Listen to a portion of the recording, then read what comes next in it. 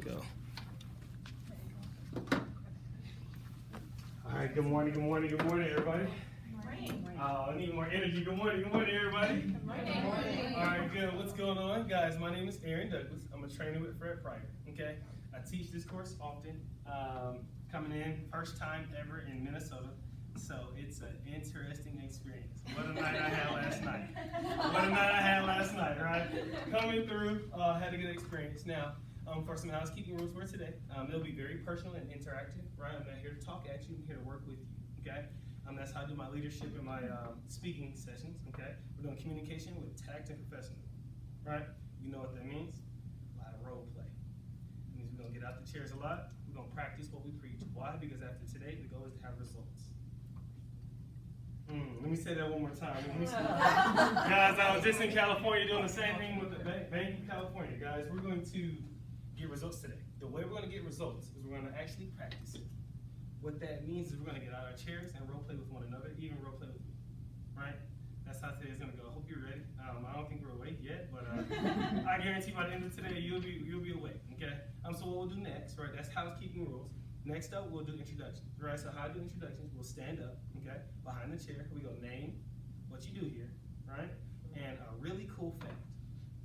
Name what you do here and a really cool fact. I usually start to my left. I'm thinking about starting to my right.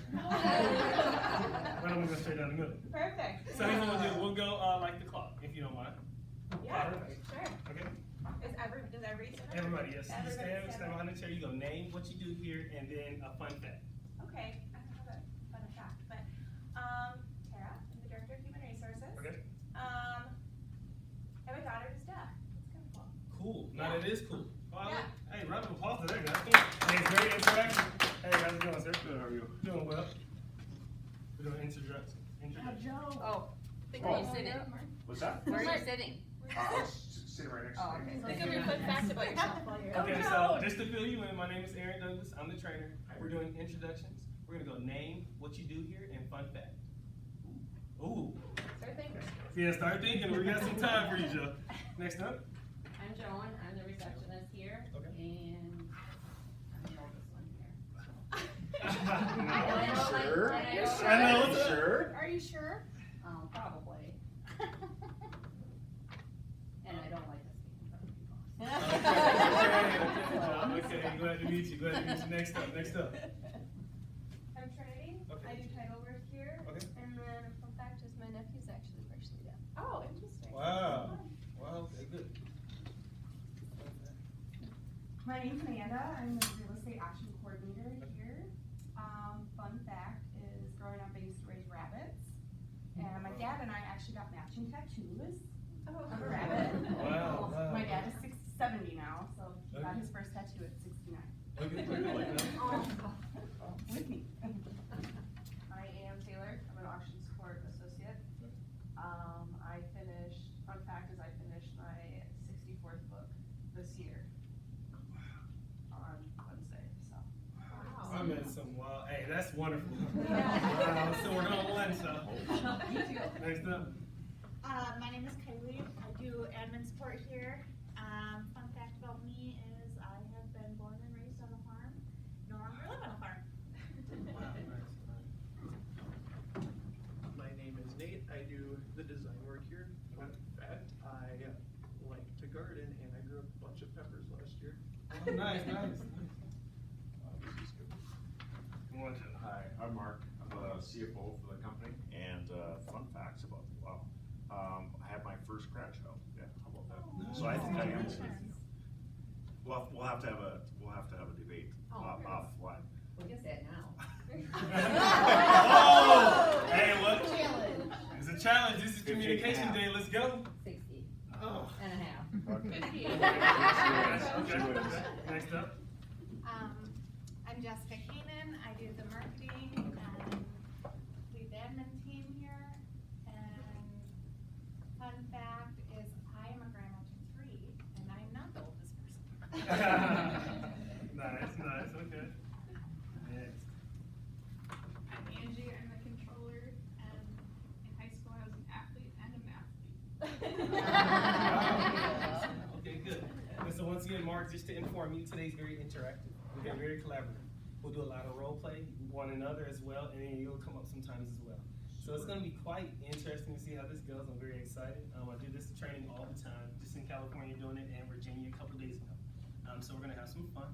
Everybody ready to get started? Yep. Yeah. Now, today, I don't know if everybody has a copy? Okay, so now, the way I do my training, right, is I have a PowerPoint here, right? And so I use this as a reference, but not the main course. Not the main course meal, it's like the dessert, okay? That's how we're gonna use this. So we're not gonna just stay all in the book all day. It's very eyes up, dialogue, things like that, okay? We're good. I'm gonna go ahead and hit the next slide. Once again, I call it a think tank because we work together, all put our brains together. So we have a think tank. Today we're gonna do communicate with tech and professional. Now, before I begin, I wanna know what you hope to gain from today. What's a takeaway you wanna walk out of here with today? Better communication skills. I know that, yeah, that's, give me something more specific, that's generic, alright? What's a skill you hope to take out of here with you today? What's a skill where you can implement it today after 2 p.m.? What's a skill? How everyone brain works, like how they comprehend what you're trying to say versus how you're comprehending what you are actually saying. Interpretation is what we call that, I like that, that was really good. Kylie. Kylie, I'm getting it. Like learn or become more self-aware, so like know what you're doing, that may be like kind of interpretation too, but knowing what you maybe are saying or how you were perceived. So sender, receiver, encoding and decoding, I'm with you on that. Next up, anybody else? I think to kind of build on what Amanda said, it's very easy to take these. I've actually taken this class previously and try to inward. You know, how does this affect me? As opposed to, it's very easy to hear and say, well, gosh, hopefully that person jotted that down because if they wouldn't have done X, Y, Z, I wouldn't have reacted in that way. You know, how can I personally control myself and my messaging versus worrying about what other people are maybe getting from the class or applying the information to my daily interactions versus, you know, hoping that other people can change the way they interact with me. So I think a common struggle within the office is everybody wants change, nobody wants to be the person that changes themselves. And so really applying the messaging to the way everybody individually is controlling their own actions and their own communication. I love that, thank you for sharing. One thing, I kinda wanna go ahead and get into it now, cause I have some activities and introductions to go to, but I wanna give you all something I do, right? That helps me as a speaker come up here and speak. So first thing first, to make sure that the receiver, whoever we're speaking to, receives the message that we're trying to deliver. The first thing I do is I begin to think from a place where they are, right? So for example, you all today, place I've never been, we're starting a relationship off, right? The way I'm thinking about it in my brain is making sure we're respectful, professional, delivering of utmost value, right? So I'm coming into it, we're on time, right? Making sure I'm looking at all of your eyes, right? In my head, I'm telling myself, hey, I wanna make sure that they receive that I'm the professional that's gonna deliver value today. So I tend to think from a place of my listener. That's a small giveaway right there. A lot of people don't do that. They think in a place of themselves, therefore they deliver themselves to the listener as if it's like they're speaking to themselves. So then the message gets missed in translation. Everybody following so far? Guys, these are just free gems just to start the day. We haven't even gotten to anything yet, right? Everybody, how we doing so far? Yep. Okay, let's keep moving. So we're doing communicating with tech and professionals, right? We'll go ahead and start the day. So here's the agenda. It's a little bit off course. It's definitely off course. I have a question though. Tara, what time is lunch? Is it 12 or 11:30. 11:30? Okay, good. So lunch is 11:30. This is a bit off course, but it's an 8 a.m. start and 2 p.m. end is the main part there. Okay. So let's go here. My commitment to you all. I like to give commitment because I come here for results. They usually don't call me to come in because I'm from the East Coast, unless we need results. All right. I spoke to Jessica. And Tara, I think we kind of spoke in translation, so we're here to get results. The way we're going to get those results, like I said earlier, I don't believe, Mark, you were here, is we're going to do a lot of practice, right? A lot of practice. You will implement these like right away, right? So walking out of here, you'll have a clear understanding of how to do these things when we do them today. Everybody following so far? So it's going to be very interactive. Let's go ahead and get ready. My commitment to you all today, right, is to help you align your verbal and nonverbal messages. That's big. What does that mean? Aligning our verbal and nonverbal messages. What is that? What is that? Body language match what you're saying. Okay. Body language, that's what you're saying. You wanted to go? So, you know, your facial expressions, like you could can say, like, you could say you're sorry or you're happy about something, but if you're looking somebody in the face, you can totally tell if they really mean it. You know, So they're faking, figuring out so if kind of people, what you said. if people are acting, if they're real, Mhm. right? Sincere, right? We also talk about this a lot in one of my negotiation courses is knowing who's sincere. Although some of us are, you know, cursed with resting on I hear that. That's number one, that's one commitment. We'll pick up on that today. Number two, how to reconcile your story with others. Stories to improve communication. Stories.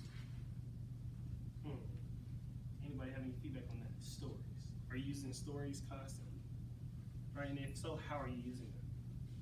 Let's keep moving. Number three, how to motivate and persuade others. Everybody loves that number three. They want me, Aaron, teach me how to persuade. I'm like, oh, it's coming, right? Persuade. Who believes they're really good at persuasion in here? Anybody? Anybody? No, a couple. No? No? Okay. Persuade, no persuaders. Okay, how about, have you all heard of ethos, pathos, logos? Yeah, you're a writer though. You're a writer, so you understand. Anybody else? Ethos, pathos. Okay. Actually, let's do this right here, bro. Let's start with that. Before we get into anything, let's start with that. Ethos. E-T-H-O-S. I'm gonna write this down. Ethos means this. And these are 3 persuasive strategies. Right away. Ethos. It's a moral persuasion strategy. It sounds like this. It's moral, more moral. So that's your tactic. For example, you'll use, hey Bob, we're at auction house. I don't know the language all the way, but I'll go ahead and see what I can do. I'll give it my best shot. Hey Bob, so the property over here is worth about $1 million. Now, our families go to the same school. Our daughters go to the same school. We go to the same church. We're both really good at it. Now, Bob, what I want to say is I can't do $1 million for that asking price, but we can work something out. You know me, right? I grew up here. This is something we could align right here. That's what moral looks like, ethos looks like. It aligns with the moral beliefs. Very persuasive. Ooh, I'm getting enough for the beginning. Let's keep going, right? Number 2, pathos, P-A-T-H-O-S. It's called, in Latin, pathetic appeal. These are all you can Google after this today and kind of do more research on it if you will. Pathos. That's more of the emotional appeal, right? Used in a lot of relationships, right? Sounds something like this. Hey, and this is simple. It's probably gonna be like a cat, about a cat or something, right? Hey, so that cat's in that tree, and that was my first cat. And I know you're busy and working, but I would really love it if you don't mind taking just 5 minutes out of your busy day. I know, Dad, you're always running. Do you mind please going up in that tree for me, please? That's my first and favorite cat. And she's right. Scuffles is right there. Pathos. Right, that was random, but the point is, you understand the strategy of pathos. Very persuasive. Now here's where, this is the strategy here that works a lot in business, probably in this one because you have a lot of numbers. It's called logos, L-O-G-O-S. It's the logistical appeal. Okay. Bob, 24% of the houses did not sell this year. Therefore, my strategy of implementing X, Y, and Z would help grow your practice 10% year after year. Logos, using numbers, using reason, rational logic, right? 3 gems from the gate. I don't even believe those are in here. I believe that's in another PowerPoint, but I want to give you those out the gate. Let's keep moving, right? So next up, you learn how to persuade. You get some free tips there, right? Now we're going to be able to write clearly, concisely, and effectively. How to write clearly, concisely, and effectively. And I believe one thing I have in the PowerPoint about this is not over-communicating. I actually talk about this in the leadership course as well. Because a lot of people tend to over-communicate. It's like a heavy salesman. Hey, buy this product today and buy this car. It's gonna be great. But then, not only that, it has a cool TV. Too much. Over-communicating. How to write concisely to the point. I'll save that for later. Next up, prepare for important conversations. Preparing for important conversations. What's that look like? Well, when I talk to HR, management sometimes the hiring and firing conversations. Sometimes it's the you did this wrong conversation, we need to fix it.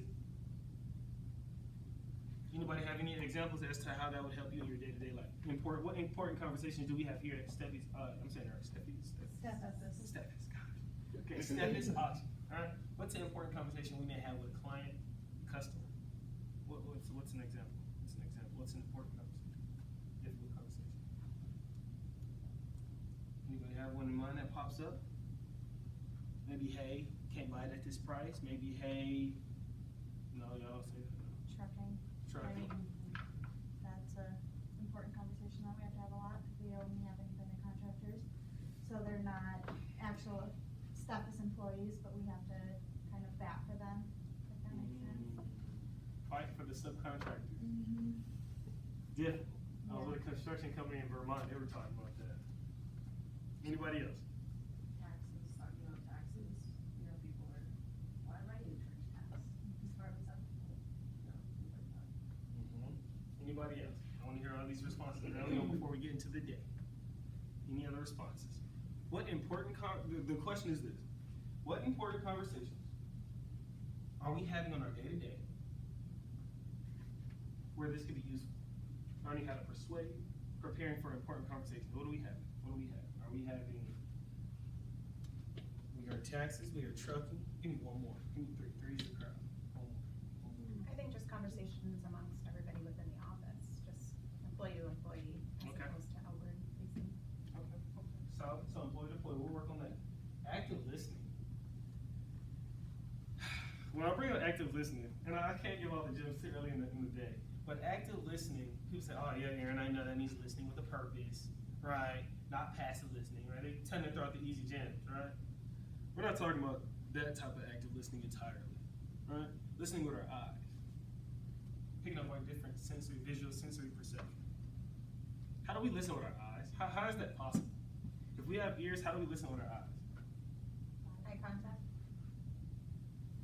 Sure, but just because we make eye contact, it doesn't give the fact that we're locked in and listening, right? Just eye contact is a nice gaze. I'm gazing around the room now, but I'm speaking. So how am I listening with my eyes? We'll talk about that later. Hold on to your horses. Next up, hey, that was kind of good. City guy, so not used to horses, but understanding different. Oh yeah, city guy here. Woo! I saw y'all do it earlier. Anyway, understanding different personalities. Understanding different personalities. Three things here that I believe I made. I don't know if it's in this one, but I don't believe. But we're going through it right now. So different personalities. Three things that you can use in your day-to-day life. Number one, extrovert. Extrovert. I'm gonna break down that understanding of the extrovert. Introvert. What's the third? No one ever gets it right.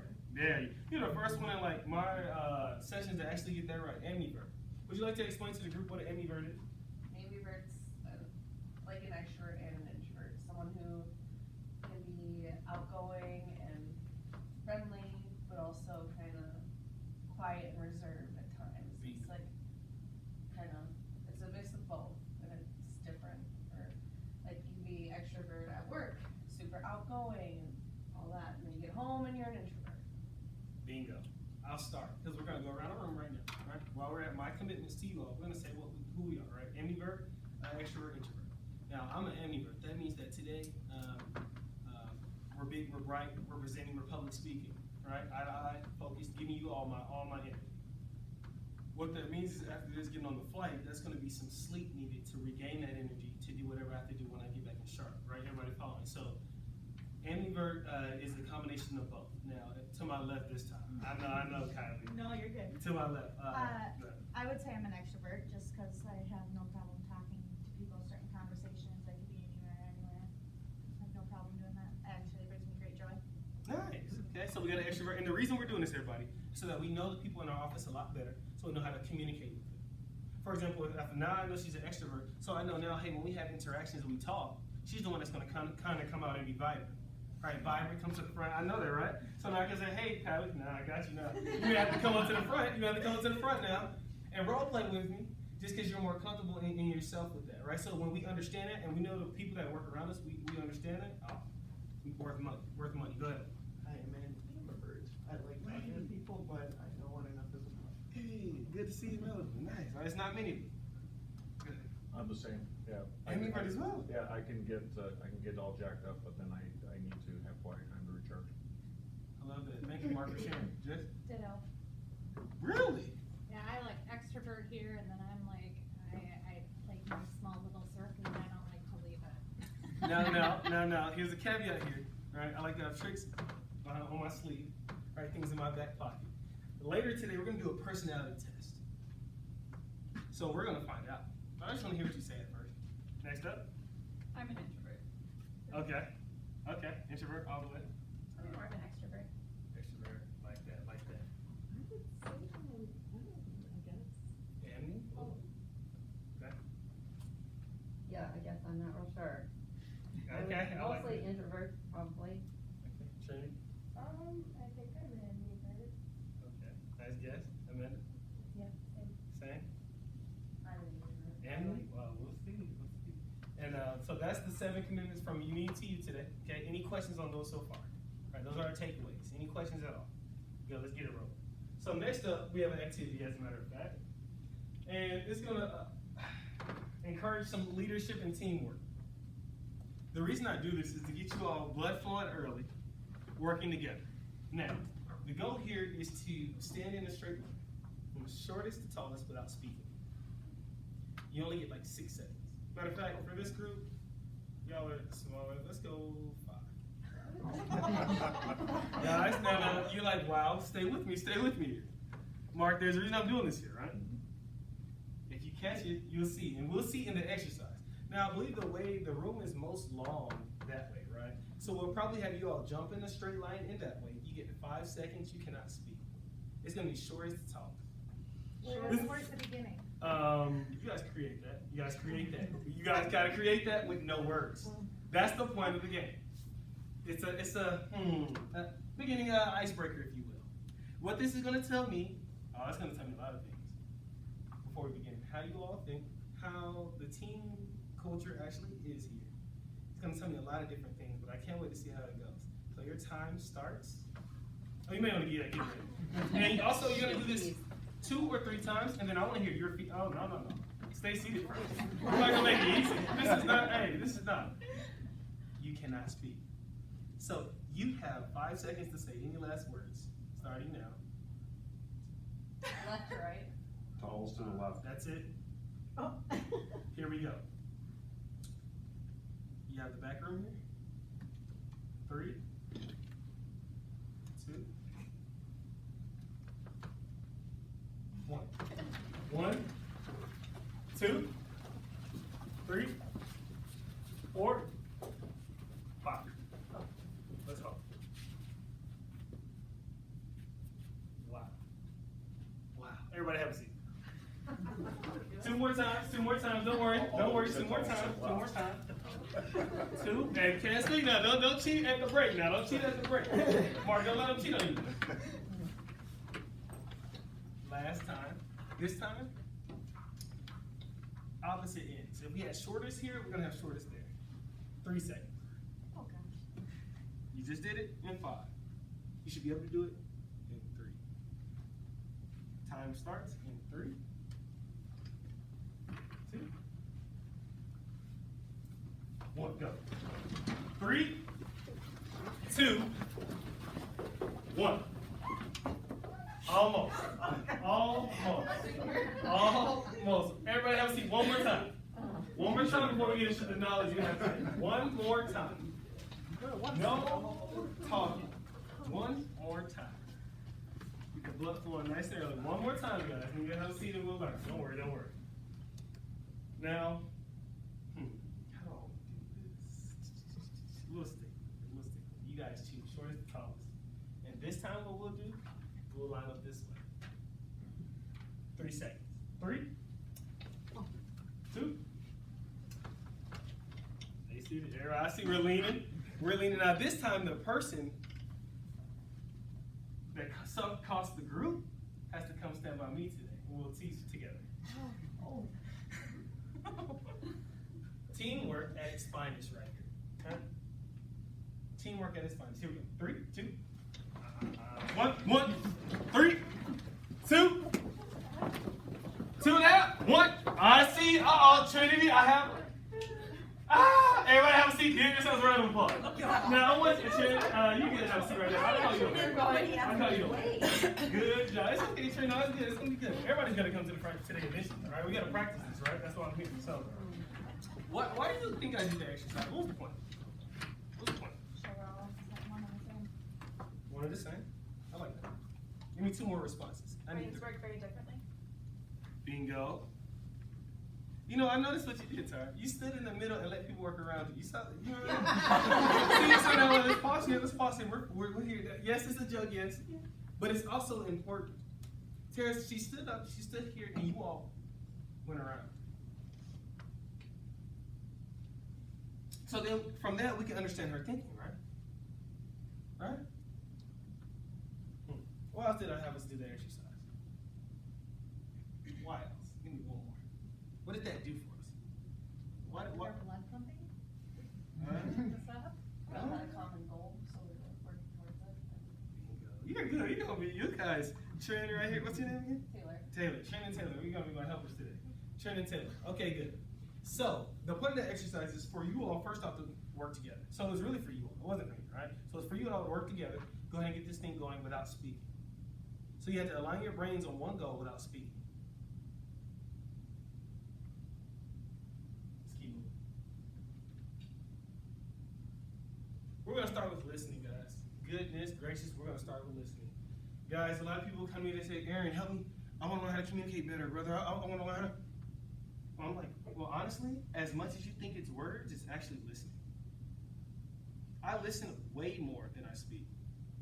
That's why I came in kind of quiet and kind of do my own thing. People, I don't know if Jess and I was to myself, right, kind of listening, just listening to surroundings, people moving, who came in when. Why? Because it matters. Because it tells you about people, right? Listen to how people think through their actions, through what they say. Everybody following so far? Active listening, what does that mean? I took away passive listening from you earlier. Active listening, what does that mean? What does it mean to actively listen? Oh, you need 3 responses. Yeah, every question yields 3 responses. So yeah, we're interactive all day. You don't have to stay quiet. What you got? Focus. Focused listening. I love that. Retain what you're hearing. To retain what we're hearing. That was deep. To actively participate in the conversation, so generally you're telling them, kind of parroting back what you hear, letting them know that you heard it. So I heard you said this. I'm just listening. Don't worry. That was good, right? I'm just listening. I really am just listening. I want to see how you think right now. I want to see where I'm starting from for the day. Right? Anybody else? Active listening. There's no right or wrong. By the way, there is no right or wrong answer today. All right, this is why we're here to interact with one another and build this together. I'm not talking at you. We're working together. All right, so please blurt out if you need or bring your understanding out. It helps. It may help someone else at the table. Active listening. What does that mean? Give me one. Body language. Body language. Being receptive. Now, I believe, I don't have this one in here, but I want to give another gem out because it's bringing it up. It's this rule called the 738-55 rule, right? It's by Dr. Manavi. He's a professor at, I forget which university, but if you Google him, he's up there. 738-55. It says 55% is the body language. The 7 is the word of choice. And I believe the 38 is how we say it. Meaning, I'm up here today. Actually, I'm going to do it with you all too after you get done writing. I want you guys to tell me what my body language looks like up here. And I'm going to do a lot of different expressions. Right? Because you guys got to be able to pick up on this. With the subcontractors that may not want to come to work and they're sluggish, right? You need to know what that looks like. Right? When we go home, we see someone, I'm good today. They're hiding in the bottle. They're hiding in different ways. What does that look like? Right? The goal here is not just make you guys great here at the auction house. We got to take this home, people. Right? So here we go. What does this look like? Let me put my picture up.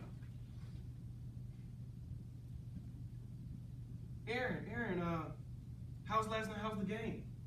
That was good. It's good. Yeah. Put it on my desk. What is that body language? What is that? Busy. I love that. I like the interaction. You're not really interested in the answer. Not really interested. What told you I wasn't interested? You're continuing to fight. Okay. Bingo. You're on the money. Anybody else? Give me more. There's a lot here you got to pick up. We got to be able to increase our awareness today. We're just kind of making Small small talk. talk. All right. They're not Is it- engaging in the small talk. Yeah. Yeah, shutting down the communication. Shutting down. Am I authentic? Do I seem authentic? No. I don't seem real authentic, right? Kind of just showing people up. Yeah. How many times do we do that on our day to day? Just put on the desk. Yeah, I'm busy. Yeah, thank you. Hey, good to see you. We just want to pick up what that means. That's all we're doing here today, right? Active listening. 55%, he says, is our body language. That's over half. That means if we were to flip a coin, we still have a higher chance of picking things up from the body than we do the words that they say. Crazy. It's a good study. You guys should research it after today. Okay? Any other questions on that 55? Now tell me why he says that 7 is the words we use. Just 7? Because the way you say it or the body language that's portraying the words you're using, overspeak it, like they mean more. How you present yourself. It's not the most important piece of communication. Mm. It's not being utilized as the most important piece. If it's Matter of only fact, 7. I love that so much. I'm gonna give you an example off that. Here we go. I'm gonna use the typical one we all say to our family, right? And sometimes maybe colleagues, depending on the relationship. I love you statement. I'm gonna say it many different ways.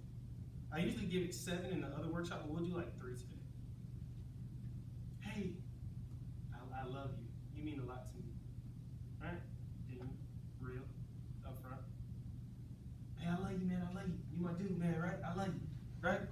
I'm a real guy. I'm keeping it real today. That's the only way we're going to get results and progress. That's why I do it the way I do it. And then it's the, hey, I love you. Right? That same words, different meaning. Anybody have any other examples? Come on up. Actually, let's give some. Let's get you all. Come on, extrovert. Come on. Trent, you're next. So, now, not yet, man. So, so you brought up the subcontractors. Yep. What's something that do they say? Are they always late, or how do they say that? It's like, oh, I'm gonna be there in a couple minutes. Something like that. Do they ever say that? Or? No, they just, I'm so busy, but never show up. Let's talk about that. Let's role play that for us, if you will. Show us what they say, and they say that in 3 different ways. I'm so busy, yeah. Role play that in 3 different ways. Show us what it looks like to use our body language. This floor is yours. Oh, it's gonna be all day. You're ready. I'm so busy, I'll be there in a minute. And then they like hang up or not. They're so busy, they'll be there in a minute. Never show up? Never show up. Give us 2 other ways that sounds like, right? Role play 2 other ways. What's the Like other way? using the same words. Yep, same words. I'm so busy. That's the same. I'm so busy, I'll be there in a minute. And then actually show up. Give me one more. And give me some more acting in it. Be alive. Bring some more up. Yeah, bring it out. Bring it out. Bring it out. One more. Because guys, it's important here. If you watch her body language, right? Listen to her tonality, her inflection, deflection. Let's focus here. Go ahead. Give me one more. I'm so busy, I'll be there in 15 minutes. And then they're actually giving you a timeline of when they're gonna show up. Thanks. So you can expect them. Hey, give her a round of applause on that. She's still up here. She's still up here. Right? What about this one? Just put it on my desk. Just put it on my desk. We'll come back to that later. Guys, more aspects of good listening is how to listen between the lines. How do we listen between the lines? What is that? What is that? Listening between the lines. Guys, you guys are gonna walk out of here with some nice tactics. So, listening between the lines. What is that? Also, like, reading between the lines, understanding, it's an example. It's fine. It's, yeah. Ooh. It's fine. That's all right. Trin, come on down. You were next anyway, and you did a great job. Yeah, Trinity. So, can you role play "It's fine" in 3 different ways? Same word. Yeah, Taylor, it's fine. Oh. Yeah, that's fine. Yeah, it's fine. Okay. So everybody round of applause for that. Good job, Trin. So, it's fine in 3 different ways. Listening between the lines. So it takes many different senses to listen between the lines. The ears, obviously, because we can't close them. Then we have to be always thinking. So how do we think about what people say, but also listen and are attentive to everything they say? How does that work? They call that thing active listening. How do we do that? How are we listening and interpreting simultaneously? I think that's where the body language comes into play. Pick it. If somebody's wrong, but they don't want to necessarily burden you with their burden, and they say it's fine, well, you can tell in their face that they might not be as chipper, or they might not sincerely mean the I'm fine or it's fine words. Anybody else on that? I just say inflection of the voice as well. Bingo. You smart man, Mark. I Got it. wouldn't go that Ah! Right? Good job, Mark. I was gonna say this too. This is literally my next question. Who has studied like tonality, inflection, deflection? Now, sometimes, guys, right? When I do this, once again, it's working with another course I do. Tonality, inflection, deflection. I usually sometimes have the group singing almost, right? Because we need to practice it.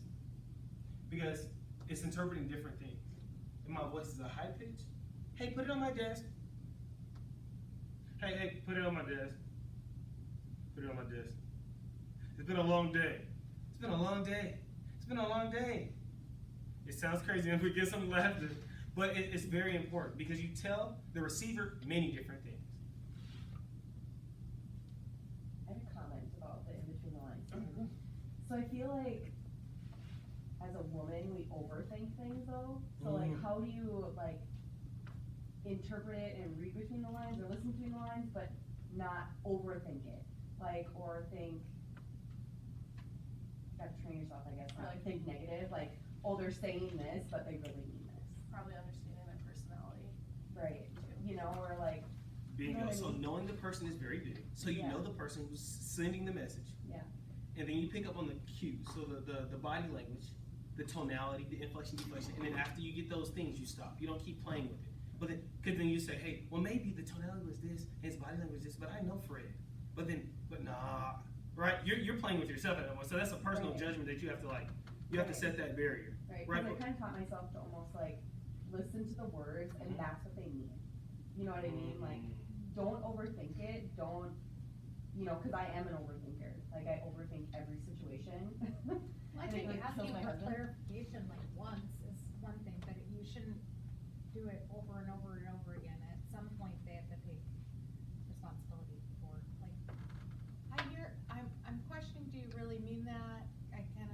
Right. I hear something different. If they're not willing to come forward, then, I mean, you've done your part. There's a couple things I want to say there. Addressing it, yes. But going back here, there's a couple things before that. So one thing you mentioned is you pick up on the words these days and like then you're starting to believe it. I would halt and caution you on that because that yields you to a lot of manipulation. Because very good manipulators, I have a podcast where I was talking about how to manipulate the manipulator. Right? Sometimes in manipulation, if you just listen to words, you can get toyed around with because they can tell you what you want to hear, but mean something totally different. So that's a dangerous game to play when you just listen to words all day. You need to be, your senses need to be, you need to be aware. You need to be alert, observant, right?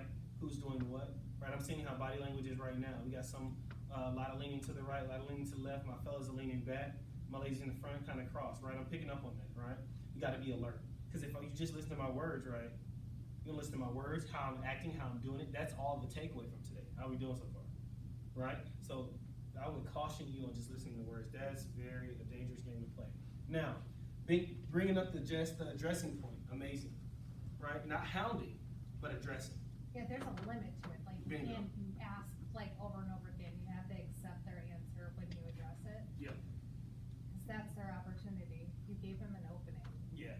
And so the way I do it, man, is, well, first off, when you do it a lot, you pick up on it, but let's say there was a conflicting situation, or let's say someone came to me and came in my energy or my presence, and I couldn't pick up on what they were trying to, send me as the messenger. What I do is, I'll just pick up on it sensory-wise, like he came in, so first off, I'll be like, how did he walk? Did he walk fast, slow? Usually anxious, energy. They speak faster, they're gonna walk faster, but sometimes you can't confuse that with really smart people tend to walk and talk very fast. So you got to pick up on these things, and I'm always reading it subconsciously, right? So you just pick up on things. What I do, I kind of just leave it, and then if I see that person in that same energy later, still anxious or something has to be up, right? Because usually emotions run at 90-second cycles. Free gems, guys. This is crazy. I need you guys to really, really take notes on what you hear, and really be aware of what I'm saying because it's quite important. Also, this will help you in negotiating too. I think that will help here at the auction house, especially with bidding. Yeah. Now, I don't believe intended for today, but it's all about the silence too. That's a gem I'll give out. Silence is something to be aware of negotiating as well. All right. Maybe I should also go back a little bit and bring up my background a little bit. So, guys, although I'm quite younger, I've done the Fortune 500, the Fortune 90, right? The sales, the business, right? I'm currently a business broker with Transworld Business Advisors, right? So this isn't anything I just put on the show for, right? This is actually like what I do when I go back to Charlotte tonight, right? So these things are really, really important, and they're very subtle as well. You're like, well, Aaron, how are we aware of subtle actions? We got to increase our awareness today. So you can go back after the table, like, okay, that person walked a little too fast, right? So I have a question Which guy? on that, Which guy? because as working in an auction house, it is a very fast-paced environment. Okay.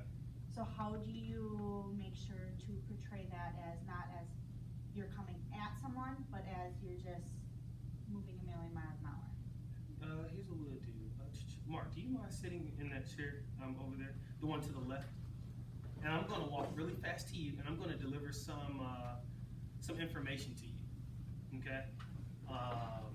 And this is how you do it. So my mind's going to be running back and forth. You can tell it in my speed of walk.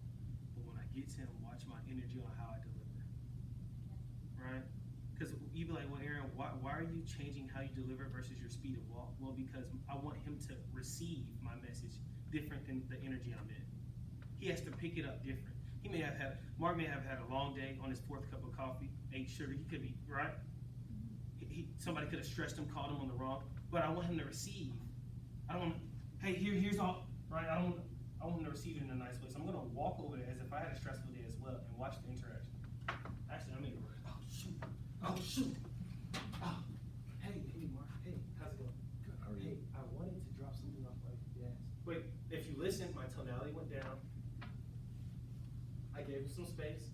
I reached my hand up, let him know about business. Right? If he asked me to sit down, I would have a seat. So you approach it in a way where you want your receiver to be comfortable. Guys, how we are in our body, how we're moving, our functions are moving, our stress of the day, we cannot translate to our receiver the same message. So I'm literally showing you the difference on how we translate messages from sender to receiver. Everybody follow? Quite important. Guys, this has to be done not just here at the auction house, but in our day-to-day. Right? You run up to your pops, let's say my pops in this example. Right, this is my pops right here, right? He's had a long day, right? He's having a beer after work. He wants some peace to himself, right? But I'm running over to him. Let's say I'm a young guy, got out of school, and I'm talking about next semester, but he's not really trying to hear it, right? He's had a long day. Hey, Pops, what's going on, man? What's up, man? Good, right? I see you out here taking a second. Is it okay if I run something by you really quick? Absolutely. Right? I made sure his energy was good. How's everything going? Guys, why? Because I came to him anxious about what happened next year at school. But I, as the receiver, my job is to deliver as the sender to him something that's comfortable in his energy to receive. You good? Thank you, Mark. Everybody, round of applause for Mark. All right, thank you so much. So everybody following how we do that. The goal, every time we communicate, articulate, deliver, like today. The reason I open the floor in the think tank is so that you all can receive. If I stand up here and talk, blah, blah, blah, blah, blah, at you, and you don't receive, then there was no point of being here. Very simply, right? So the point is to give. That's why I asked, anybody got any questions? Everybody okay? How's everybody feeling? Because it's for you to receive. How we doing so far? I just did it, right? Well, how we doing so far? Great. Any questions or comments? Any questions or comments? Anybody have anything they want to bring up? We have a long way to go, but we have a lot to go through. We good? Let's keep moving. Focus on the speaker entirely. I told the last group this, and I'll tell you all as well, that when I communicate, I'm never speaking from a place of error. Like it's always, if you get value or if you're picking up what I'm putting down, excuse me, for lack of better words, right? Are you receiving what I'm trying to give? For example, let's say I sit down right here, and you guys are going to role play these things in just a bit by the end of this slide. So I hope you're really, really engaging because we need you all to practice this like now, right? So I come to you. Let's say I want to, let's say one of the subcontractors are like late or didn't show up, and I have to actually deliver it to Taylor, which is obviously not what good news. How do we deliver good news? Here's how we solve that problem. Hey Taylor, how's it going? Hey, you mind if I come in? Okay, cool. Hey, come in. Hey, so you got a quick second? I want to run something by you. Do you have a quick second? I want to run something by you. My voice went down. It's soft. I want her to receive it. I want her to be open in a soft energy to receive what I'm giving her. Not that some contractor didn't even come in today. I mean, go. All right. Why would I deliver that energy to my colleague that I need to work with on a day-to-day basis? What value do we get from it? So you're always thinking, number two, you're always focusing entirely on what the message you're sending to someone else. We gotta become more selfless a little bit. Everybody understand? And that's the energy I always cycle through. When I speak to people all the time, airport, here, different cities, hey, how can I help? How can I add value? Right? Softer energy, right? It has to be open and welcoming energy. No one wants a difficult interaction all day, 24/7. Come on now. Right? We want to like the people we work with and engage appropriately. Hey Taylor, hey. Man. So what happened actually, I got an interesting story. I'll make it worth her while. How do I do that? Piquing her curiosity, lightening the mood when I deliver the information. You don't have to do it this way, you can create your own way. But the goal is to have the same energy. Everybody follow. Hey Taylor, the subcontractor didn't even come in today. Now, also, when we're delivering results with our colleagues, I do this. I deliver results, like to Greg Barnes, the president of Transworld in Charlotte. I deliver, if it's bad news, I deliver the bad news. But I have a solution. Guys, I'm gonna be honest with you, we all have enough problems. We don't want a scaffolding problem set. So, hey, the subcontractor didn't come in today. That was a bummer. But what I'm gonna do is, I wanna follow up with them tomorrow morning and see what that was about, right? See how, if any of that, right, where that's at. And I'll go ahead and follow up with you to lighten your load. Is that okay with you? Cool. Just wanted to run it by you. I'm gonna go down, because they're doing a piece of property later this evening. I gotta get the documents ready. Cool? You're the best ever. Did we see how we just talked to our colleagues better? Did everybody, we're going to practice this in a couple of minutes when we get done with the slide. So I hope you're grasping this. How are we doing so far? That's how it should look. That's how we keep our leadership, our camaraderie. Right? That's how we decrease turnover. I was talking to another, they said, Aaron, the culture is just so toxic, brother, and I need you to come in and kind of do something about this. I'm like, well, how are our greatest assets doing? He said, what? I said, our greatest assets. You know that. You must not know, the employees of an organization are their greatest asset. Oh, man, they're talking rough. They're ruthless. They're shutting down. They're not listening to one another. One's talking at another. Well, the energy around conversation has to change. That's what that is. I need to stop thinking about me, think about what message I'm delivering to the person and how they're perceiving it. Perception. What is perception? Perception. How you interpret it? I like that. Anybody else? Two more. Every question yields 3 responses. What is perception? Perception. How it makes someone feel. Woohoo! I love it. Both of you are right though, but I love that one as well because we're gonna get into that feel. Next up, give me one more. Somebody give me one more good one. That was wonderful. Perception. Perception. Another picture you paint in your mind of what something is. Actually, those were all wonderful. And I want to stay on the field and the picture you paint. When I was with Northwestern Mutual back then, I said back then like that was a long time ago. Back then, the guy, Fernando Suarez, the managing partner, managing director, was like, Aaron, the goal here is when you're meeting with people in finance to help paint a picture. Share your perceptions to them. That's all we spend our days doing every single day. We're just walking through life, sharing perceptions with people to get things done, to build people up, to add visions, to help the community. We're just sharing perceptions. That's all we're doing. What allows us to do that? Words and visual sensory perception. Right? It's called sensus datum if you study it. Datum. Sensus datum.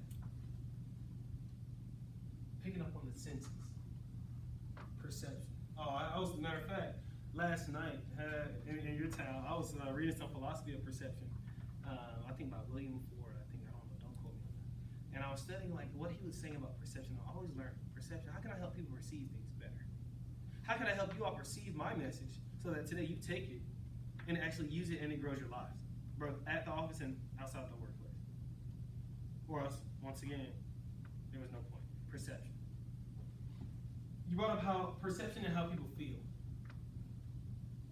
That's the name of the game. How do we get things? People do things emotionally. You be like, Aaron, well, what does that even mean? What do you mean by that? Well, let's break down. If I come to your office, knock on your door, and you just, that feeling, you just have a irky feeling about me, and you just feel that way, how likely are you to go the extra mile for the next thing I'm going to ask for? Not that likely.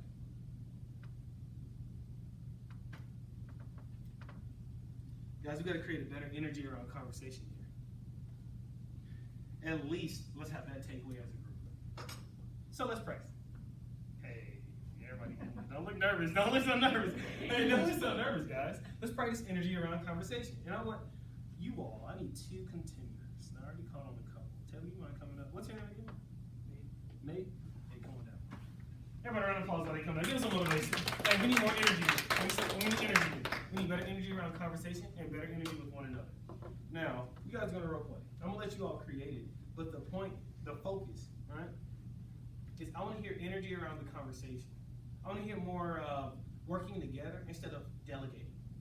Now, I usually don't talk about delegating into the leadership course, right? Delegating tasks versus delegating power. But that's another topic for another day. Today, I wanna hear the energy around conversation, right? Right, this is your colleague. You guys work tooth and nail, day to day. Let's see how that looks like. Create the conversation. It could be about, it could be a problem that comes up. It could be, hey, I'm just dropping off work. I want to see you guys get in a role play of practicing what it looks like to talk to your colleague in a softer energy. Go ahead. Create it. I did, yes, You want me to mess it up so you can fix it? probably. Okay. Or we could do you mind sitting down and helping me with, the 6 pictures for the catalog? I know that I haven't had a chance to talk with Randy or Eric to kind of pick out some pictures, and I figured you'd have more of an eye for it than I would. Yeah, sure, yeah. Bingo. I like that. Let me stop right there. I'm gonna have you do it again in a second, right? What do we pick up there? I want to say something, but this is for you all to get. So what did you all pick up there? In my mind, Nate used what I call an icebreaker to start the conversation. Nice. I like that. He did. To gain common ground. Gain common ground. Yeah. I like that. Honestly, that was solid. I'm gonna give it an advanced tactic to ice breaking, but that was solid. Good call, Mark. Anybody else have? Give me one more, just one more, and then I'll get I think Taylor transitioned the conversation into something productive. Right. Most of our conversation needs to be productive. We have things to do. I like that. Anybody else? She asked if you had the time to do pictures instead of just saying, you need to get this done. Now we're talking. Trending. And also, I'm sorry, and also provided a compliment. Hey, I think you have the right eye. That was the next thing I was gonna say. Guys, in everything we need to say. You know, it's crazy. People preach so much of you be good to your one another, be good, all these good things, right? But they're never doing it. Guys, everything we need to say has to have like some sort of soft, nice compliment some way. Why? Because they perceive it. The receiver receives it differently than you're giving. Like you may just want to say, hey, I really just want to get these documents over. But that's you. If you use empathy and get out of your mind a little bit, you understand, hey, they may have, I don't know what day they've had. So we need to start all of our conversation going forward with, hey, the receiver I'm giving, sending the message to, how might they pick that up? All right, give me a second. All right, the receiver, how might they pick that up, right? That's the point there. Everybody follow? I love that. You get a compliment, and they didn't delegate tasks like that. They didn't say, hey, do this for me. Why is it do this for me? Anybody want to be talked to like that?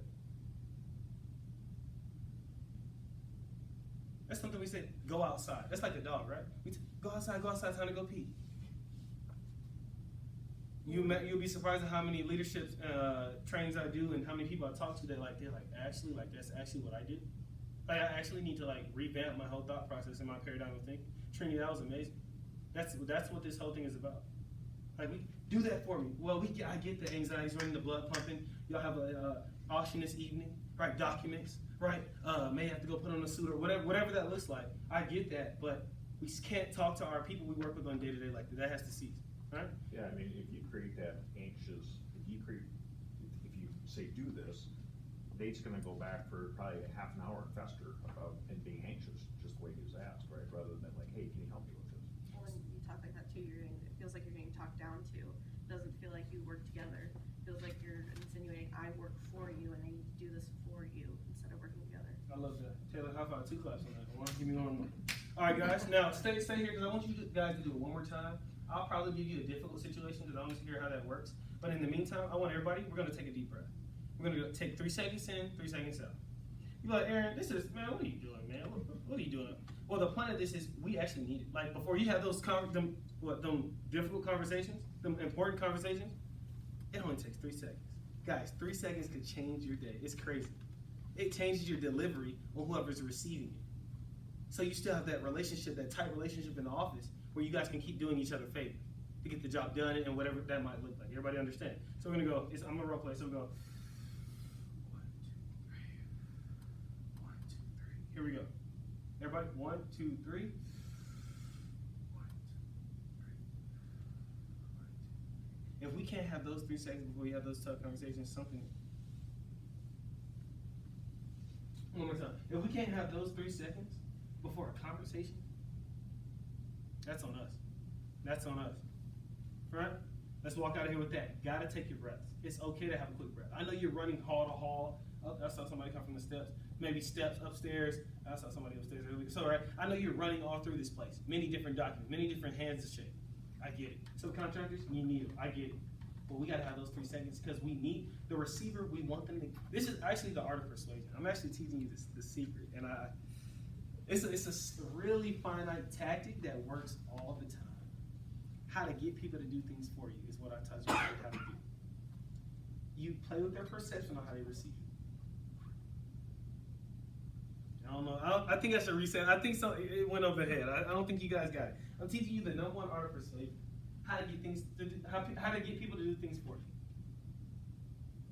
They need to feel the perception that you deliver.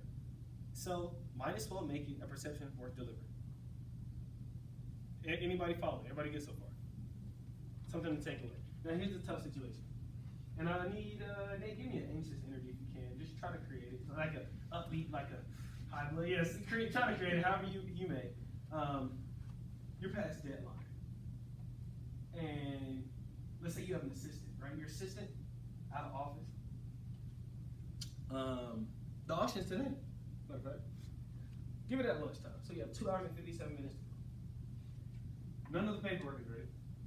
You came in a little late because a deer. I saw a deer on the side of the road. A deer. Right? Deer. You're late. Assistant out of office. No documentation ready. Long night. Didn't get the best sleep. Tossed and turned a little bit. Had a little bit of the sweats. Right? You come in. It's your job. You're leading the auction today. How do you deliver that to Taylor? It's going to be your right-hand gal in the auction. That you need her right by your side. She's coming in, she's normal paperwork, tough situation, try to make the delivery. And please act it out, because it's better that way. More entertaining for the rest of us. There you go. There you go, Jess. Go ahead, give me some love today. Show me what you got. I need your help here. I am assistants out today like me. I came from it, so is there anything else please? Now, what can we have? Now, good job, Nick. You're solid there. What could we have done better? What could we have added to that? Earlier, I notioned to the fact of bringing up stories. Stories sell so well if you get really good at doing it and telling them. Stories. You gotta say, you know what? And he doesn't have to be dramatic if he doesn't want to. That's not his personality. I know he's an introvert. We talked about it. He doesn't have to be dramatic. He can be who he is. But he needs more in the story. He needs more emotional currency and buy-in from Taylor. Emotional currency. By the way, there's many types of currencies. I think we all are somewhat aware. There's many different types of currencies. And this one, he's trying to get emotional, gravitizing currency from Taylor. To get emotional currency, to increase that currency, he should have told a better story. He actually should have told her exactly what I said. Hey, look, you got a quick second? Okay, hey, today is that day. We got an auction in about 2 hours and 45 minutes. I need to be out there. Right. Sweats had me up last night. No documentation is ready. Do you mind if we kind of work together on this? I mean, you tend to be the best at this. And gosh, I'm running around like my head is spinning. Like, I appreciate you. You always do good. Do you mind if I ask you for some help today?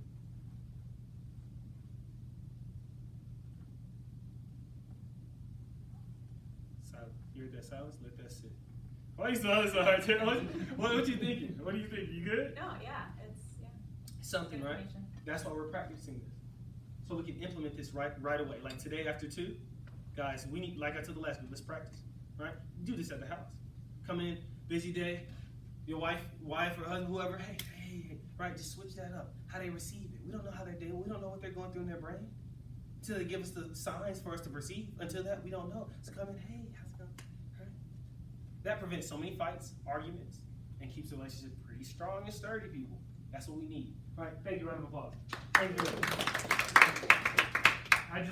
We use silence effectively there. Sometimes pause. Matter of fact, here's what that would look like in that last situation. Hey, Taylor, hey, got a quick second? Yeah, what's up? That pause there before I go into the words lets her know. That already creates the energy and the atmosphere of, oh man, right? That's the hey, it's been a while. That increases, that's persuasion, because that increases her chance of doing something for me, increasing the emotional currency. Everybody follow? Works like $1 million. When you practice it, when you keep getting good at it, guys, it works like this. It's a magic trick. Let's keep going. Look at it from their standpoint. Addressing feelings before facts. Why? Like we said earlier. Well, because we're people, essentially. As minute as that sounds, we're people. We feel. We feel. If that's a currency we can use, why not use it? That's the currency most people don't use. Hey man, I was about to boat and boat was good. Hey, you didn't even ask him how the family. Hold a second. And it may not even be that type of relationship. They may be, more of an introvert. This is why personality styles matter. Knowing who we talk to matters. So he may be an introvert. Bob may be an introvert. Right? I'm Bill, that's Bob. Bob may not even be that type of guy to express, but it's okay to at least, hey man, what's up? There's some sort of genuine keyword, compliment, even a smaller one, to open the door for conversation. Actually, that's literally my sometimes sales pitch. Let's open up the door for conversation. Open up the door. That's all we're doing. For what? Conversation. Why? Because conversation feels what? Light. It's good to have a conversation. Good to connect with one another, right? Conversation. Anybody follow us? Everybody, we good? Right? Let's keep moving. Ask open-ended questions for clarification and elaboration. Asking open-ended questions. Matter of fact, I'm gonna give you a free gem here. It's not in here either, but I might as well give it to you because it relates to it. Asking open-ended questions. People be like, what do you mean? No, what do you mean? The worst question. Guys, what do you mean? Translates to, well, why are you doing it like that? Oh. Stampede. You're stepping on it. Slow down. What do you mean, Bill? Or how do you figure? She's laughing, but it's very persuasive in the mind. The mind, because what you're telling the mind to do is explain its processes. Oh, how do you mean? Oh, I came in like, how do you mean? I came in like, how do you mean says explain how that came to be. Not what do you mean, like what are you talking? Like don't talk down. Switch to what for a how. How do you figure? How do you mean you came in late? Oh man, that deer I saw on coming down. That deer I saw, right? Because I don't know where I was coming, but the deer I saw, because it was laying like that, crazy. But the deer. Did you actually see a deer? Absolutely. Okay. Like, this is no joke. Like we talking about being genuine, You only guys. saw one I think deer? like maybe 3. But one, like from the airport. Live or on side of the road? That was dead. Okay. It made me feel bad because I was like, oh man, I feel bad. But anyway, the point is, so how do you mean? How do you mean that? Oh, the deer hit you, right? Oh, that's why you're like 26 minutes late. Oh, okay. How do you mean? Got you. That's what you did. Got you. Well, hey, all right. Anything you need from me?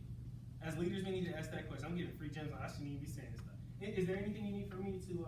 Okay, you good? So we got you on still on documentation and meeting at 10:30. Got you. I'll see you later. If I get outside before you go, I want to ask you about that car you got out there, see if it's good, right?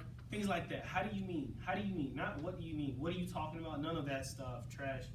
What are you talking about? Guys, that stuff yields them, as the receiver, we feel bad. It goes against the persuasion. It goes against anything that's like collaboration. It's just not positive. What do you mean? Man, someone coming to you, man, what do you mean? Bro, calm down. But if you come to me and say, Aaron, well, I was doing a research project on that parcel out there, and I really didn't understand the document. I mean, how did you mean it only went X by X? Oh, well, it only went X by X because X, Y, Z, right? How explains the process. We can't solve problems unless we know how they think or the problem that we have to do. So how lets people explain the problem so that we can solve it. It's a big problem solver word. How? Everybody good so far? Any questions, comments, concerns, ideas, thoughts, or anything about the deer? No. Anything at all. Anything at all. We're good? Let's keep moving. Any questions on this slide before I move on to the next one? All right. Now, don't get hungry yet, but we have something to talk about. Context and background. There's a reason the chips are out there. Ooh, I love teaching this one, man. Communication with technical professionalism. Here we go. Context and background. Before I actually get into the board, I want to talk to you all about context and background. Now, to give an example, used to meet a ton of people in a short amount of time, all the time. Everywhere, here, this city, that city, Chicago, New York next, right? So, my context and or background in relationships is minute. At best, it's a phone call with Tara, just at best. So, I have the difficult task of stepping into an unfamiliar relationship and delivering value and building a relationship and the time to do it. What we're going to talk about next is context and background. Now, you can take this, I would say, with your colleagues, right? And in their personal lives, right? Background, you'd be like, Aaron, what is background, what is context? Well, context and background is relating to our relationships and how deep they go. How deep are we? Are we close like that or are we not? How to communicate to both sides. People say, Aaron, how do you build such great relationships so quickly? That's the challenge, people. How can we build the relationships quicker? I was teaching another group. Here's how we do that. But it was like, Aaron, it takes time to build respect and trust and build that relationship. I was like, right on. I was like, you want to know a hack I do to build it fast? That I don't even know if you guys, I'm not going to say that yet. But I can't give away all my gems now. I got to keep some in my back pocket. The way you build relationships and trust faster is you notice that trust is built on favors. If you do this for me, hey, you mind if you could put that document on Sam's desk? Yeah, I got you. Hey, by lunch, hey, there's something I need upstairs. No, printer on. You know how I'm putting it up there? Yeah, got you. We're tight. I do something for you, you do it for me. We exchange. I notice a lot of people have that one-minded thinking, one-sided thinking. He does it for me, and I'm good. That's why I started the day off saying it's an energy. Like what we're talking about today, believe it or not, yes, words that we can't see, but it's an energy that we're creating. Words create the energy. Almost like a soul conversation we may somewhat have today, right? Everybody understand? It's the energy we need to create here at the auction house that's a little bit better, more collaborative, more interactive. It's not you versus me. It's you and me. We just have different spots in the house. Also, guys, the game changed too for me because with being the broker and speaker, it's self-employment, right? So the game changed when I help people realize like we all work together. Like if you think about it, like I know we're at the auction house and you have different things than I do. You're the receptionist and I'm not. We all work together. Like I really rely on you too. We same. And you'll be surprised at how much time, how many hours I spend actually getting big groups. Like I was speaking to the CFO recently, this international company that manufacturing in China and Japan. I was talking with him. He's like, I spent so much time like helping people realize like we're actually in this together. No matter how high you may feel or low you may, we're actually in this together. Without you, I guarantee you it would not work. The greatest assets of a company is their employees. That's the energy that we need to think every time we come into the office. Oh, I had a bad day. Do we all have bad days? That's just not a big enough excuse anymore. That's just not a big enough excuse. Why? Because that's yielding a negative, toxic work culture, which increases turnover, which increases the money to spend on turnover that we could have to our salaries. They're spending more money on the turnovers. I'll leave that there for my leaders. I'll leave that alone for my leaders. Everybody follow me. We need an energy, better energy here. The history with someone matters. Now, like I said, to build trust with someone very fast, the more give and takes we do, the faster you do them, that's how you cut the time down. So it would seem like one guy, I don't know if it's James Edison or Benjamin Franklin. I'll study, but one of those guys, I think it's Benjamin Franklin, because I think I do. I believe Benjamin Franklin back then, he wanted to be around more successful people. And so what he did is, I believe he gave a man a book. You guys heard that story before? You familiar? No? I will research it too. I believe he gave someone he wanted to get around a book. And it was like, this guy gave me a book. So then he gave his time to see Benjamin Franklin, and they built their relationship. And they kept doing the give and take, and they built their relationship pretty quickly. So it's the give and takes that we do fast. Even if you're on different sides of the auction house, we got to do give and takes. Hey, left you a cookie in there. Oh, cool. Hey, here's a document I thought you might need. You're building a strong relationship, just give and take. We use that can be used in our day-to-day life as well. Everybody follow? You give and take faster. You can build trust and respect faster. That's all the game. Everybody wants to be more efficient and more effective and more productive. All right? Now, that's how we do it with someone we don't know as much. Well, you'd be like, well, Aaron, how can I give someone something and I don't know what they might need? Looks like it's time to ask questions. To be inquisitive, become a little more selfless, and get to want to understand someone else. To want to understand someone else. Context and background. History with you and the subject. History, you and the subject matter.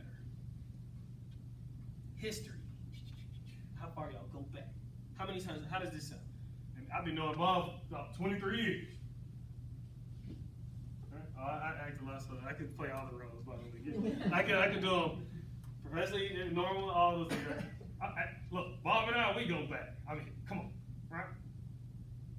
That's how it sounds, right? And I'm doing this not to act to show off my actions, because I'm doing this to show you guys how it sounds. So that when you, oh shoot, Aaron said that a week ago. Oh, I'm picking up on it. Right? I want it familiar to you all. Not familiar to me. Right? History. Let's keep going. Experience with the subject matter. Oh, me and John, we've done 23 auction deals together. I know how he thinks. Good family. Actually, they stay right around the corner. That matter. All these things, they literally matter. Let's keep going. How do we communicate or break the ice with people we do not know from a bag of chips? That's where chips come in, right? How do we break the ice? People say, Aaron, it's so uncomfortable to talk to someone I don't know. I'm just not good at it. Sound familiar? How do we do? I want you guys to answer now. I'm done talking. How do you all do? Ask questions. How do we ask questions? We don't want to interrogate them now, do we? So how do we do? And how do we ask the questions? Open-ended. Huh? Open-ended, so that they have to participate. They can't just be yes, no, shut down, open-ended questions. How about this? And I'm gonna play this, and I want y'all to tell me what's wrong with it. Because something's wrong. Right? We want to say what's wrong with it. Hey, so how's your day? Because you can just answer first. You're not starting with a conversation. That was wonderful. How did you pick up on that? What told you that it sounded like good, bad, or no? Like how did you pick up on that? That was good. Well, when you ask a question like that, it's, you're gonna have, like, yes or no, it's like a yes or no question. Do you like this? Yes, no. Why? When you're asking, you're wanting someone's opinion, you want them to elaborate, and they some talking kind of thing. It opens them up to you, and then you're gonna be receptive to what they're saying, and then they're gonna be interested in what you have to say back. I love that. Taylor, that's actually 100%. Now I got a question for you though. The words we say come from the energy we have. So if I came in here, spilled coffee on my khakis, right? I came in here. Hey, because I came in with Trent, right? I came in with Trent, and then I ran into Jess next, right? So let's say Jess saw me, I spilled coffee. I was setting up in this room first, right? And I came in, spilled the coffee. Hey, Jess. Hey, yeah, I'm the guy. I'm the trainer. Yeah. All right? The energy. What was the negative energy that was created around the coffee spill? So we have to have an energy before we speak. We got to keep it light. We got to have an understanding that we're talking to people. We're not talking to dogs or cats. We don't need to tell them what to do. Ain't no delegating. We don't need anyone shutting down. We need everyone receiving up. One more time. We don't need to delegate and talk down to people. We need them to receive. Why don't we need to talk down to people? Because we need the people we talk to receive it. So they need to be up. So for it to be up and for them to receive it, then I need to talk to them in an energy where it's welcoming. You'll be surprised at how many people don't have welcoming conversations on the day-to-day. Welcoming. Or being abrasive. Explain it to the group. I like that. When you come into something kind of like you said, hey, I'm the trainer,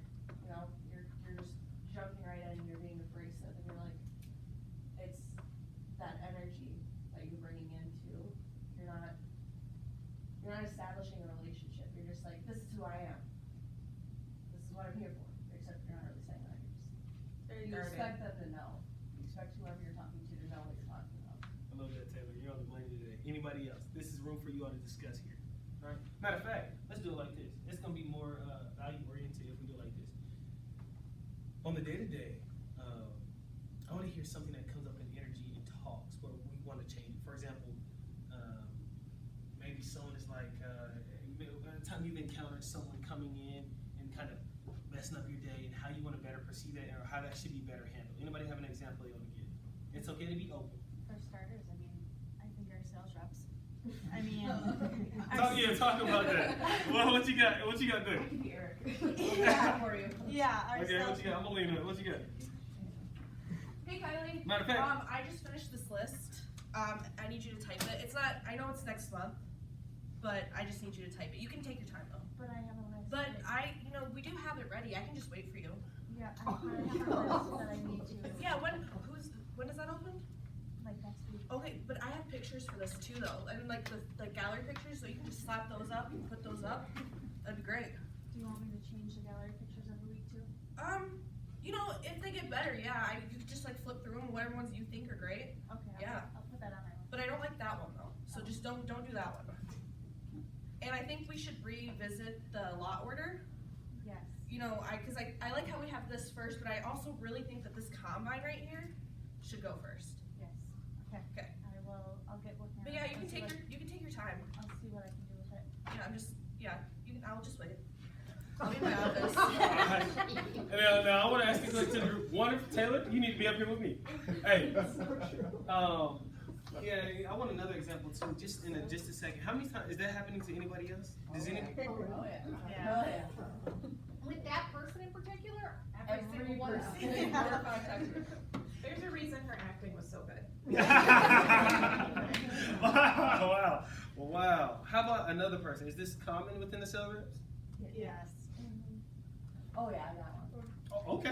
Yeah, matter of fact, come on. Everyone, role play. Yeah, come on. Let me understand what's going on Am I here. gonna be the person? I'm gonna step to the side. Well, if you want. Okay. This is Randy. Okay. Oh, no. Hey, I'm going out to Marshall County on Monday. Okay, it's Thursday. I need the signs tomorrow. Okay, I'm gonna have to push Tammy to like get these. Okay, yep, I need them tomorrow, because I'm going on Monday. Okay, I need the signs tomorrow. And you asked Randy last week about it. So Randy, the signs are ready. Okay, I'm gonna tell Josh to go get them, because we're gonna put them up on Monday. Monday comes. Signs are still at Tammy's. So I say, Randy, I made her push this.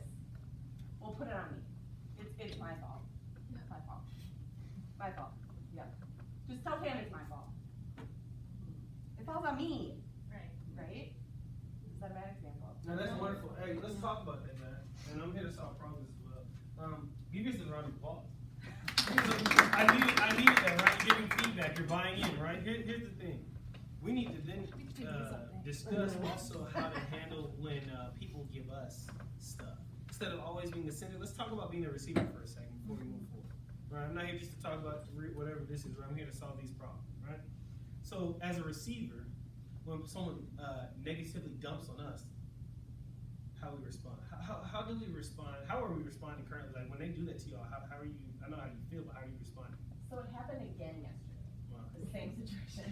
Oh. And so I said to him, okay, the last time this happened, I felt like a fool. Like I felt rude, like I pushed her to be done with this, and then they sat there for 3 extra days. And then that's when he's like, well, tell her it's my fault. I know. But that's not how it's perceived. It's perceived as it's my fault. It's not, he's like the third person. I won't.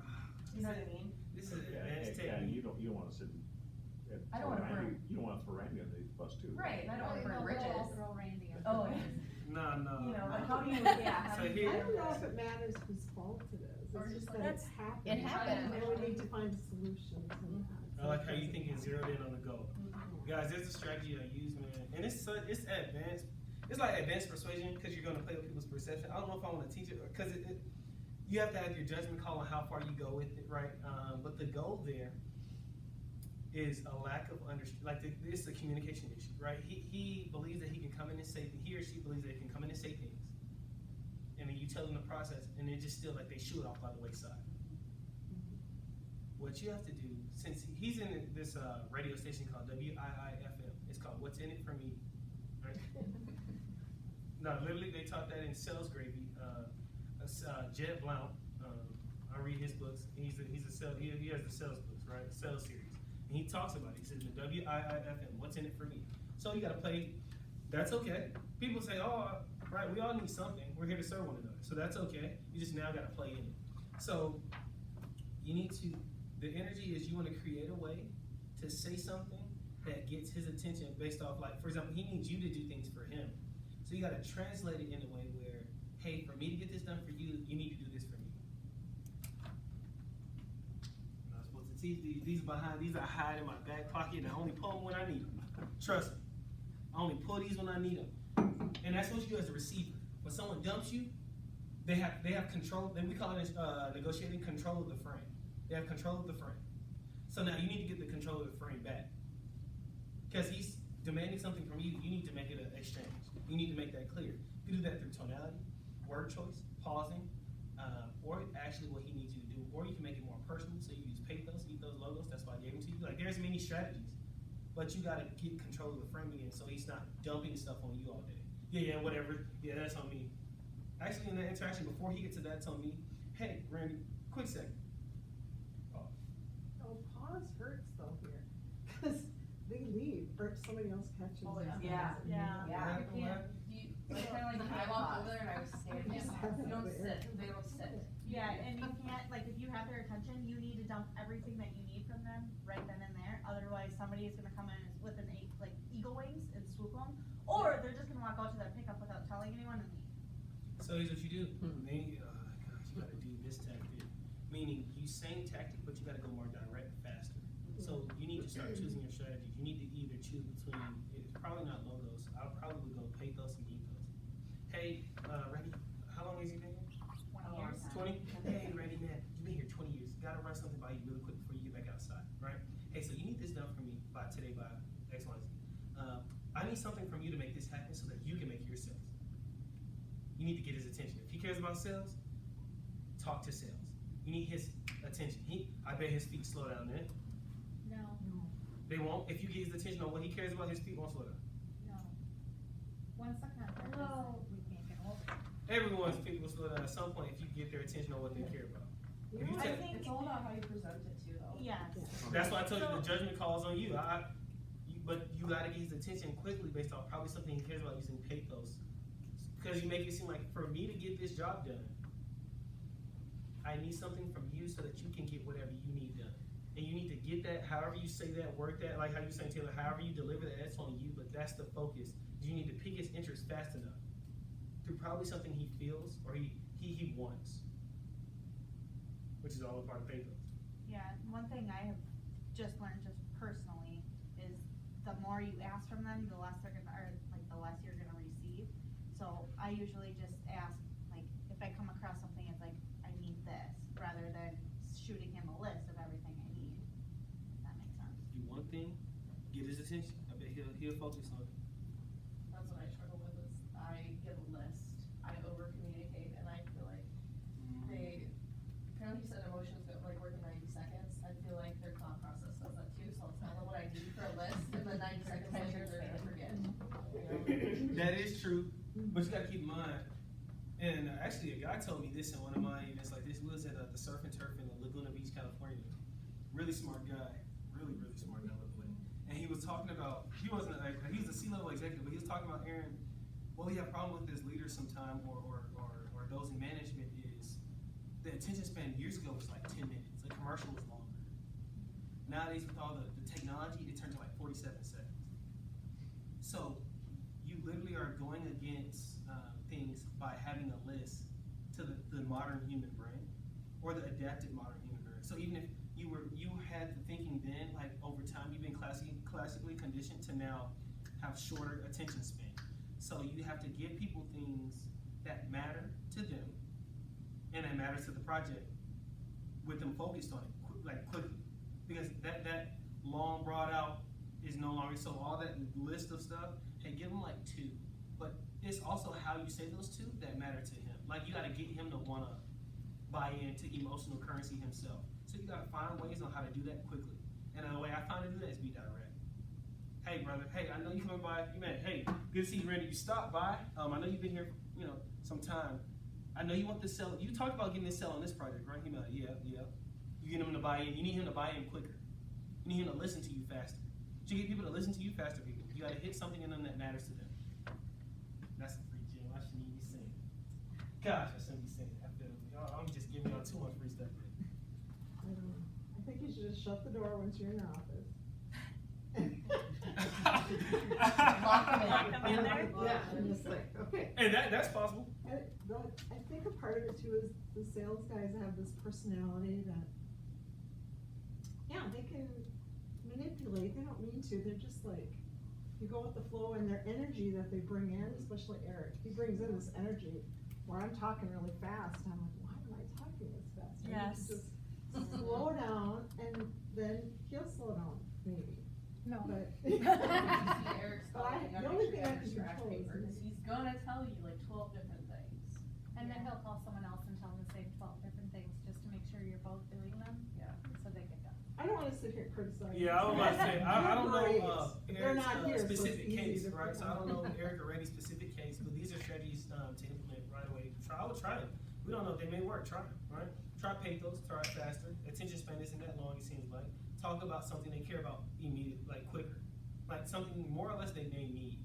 So if he's trying to manipulate you, you can do it back by getting his focus on That's the something he wrong word. needs. I shouldn't have used manipulate. Oh, manipulate. It's just their personality. They're salesmen. They're Right, yeah, they're smooth silver tongues, right? Silver tongue guns, right? I know how that is. So just get their attention. You get the point, right? Get their attention faster. Use pathos to get whatever they need. Get to it right away, and that may increase your seconds. I'm not saying they'll sit there right with you all day, but that you get more seconds to get whatever's needed. Right? Everybody gets so far on that. That's a strategy on how to get people's attention faster. Being around the bush, basically. No beating around the bush.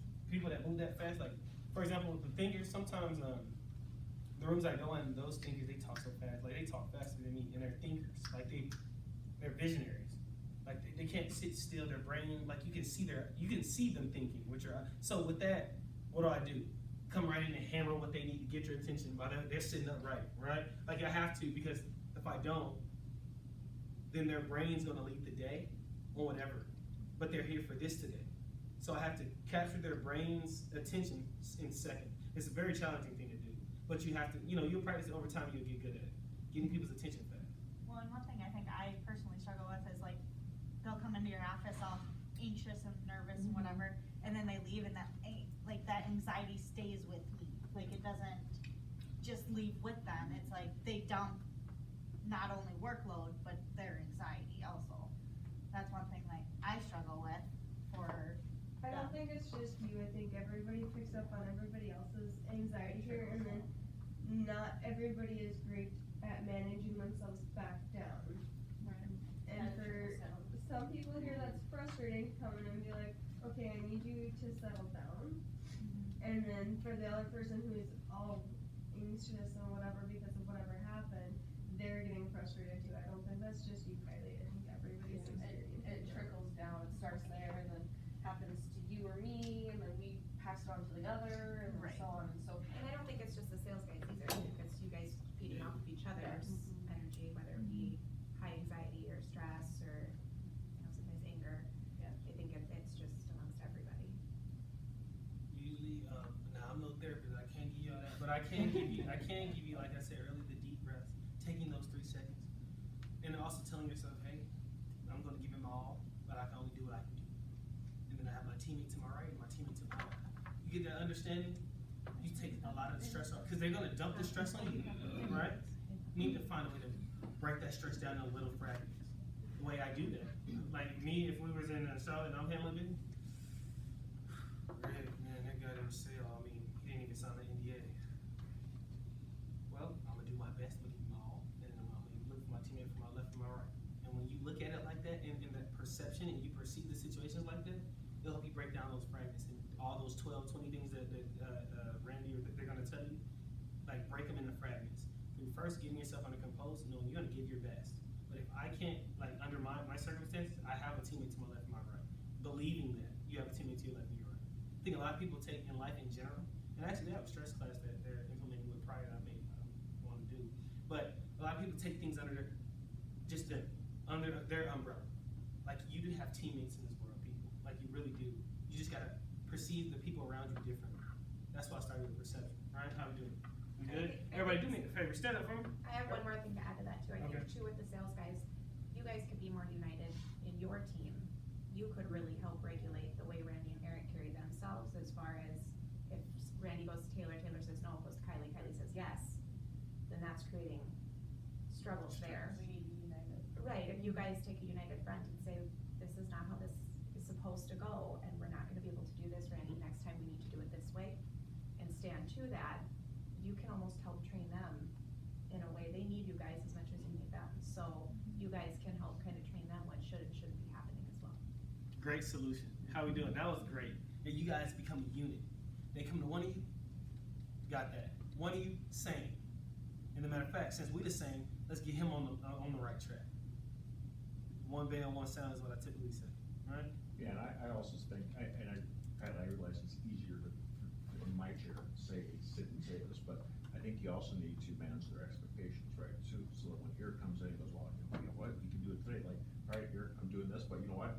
On my schedule, I can, in 2 hours, I can get to this, and then I'm gonna get back to you and we can review it. Right. You know, just kind of push back, because from a sales guy, you know, he's a negotiator, right? So he's gonna understand that tactic. I think that he would buy into that. He would. Give and get, the give and get. Yeah. I like that. Hey, I'll look at it later, or I'll come back to it, right? When But give them the expectation. Expectations, set those expectations. By the way, that's essentially what they call it in therapy. I think that's called setting your boundaries. There. Good call. Setting boundaries. Guys, if we don't do that, I got a quick, small experience, and we need to keep going. We got a full day ahead of us. I had to learn how to set my boundaries.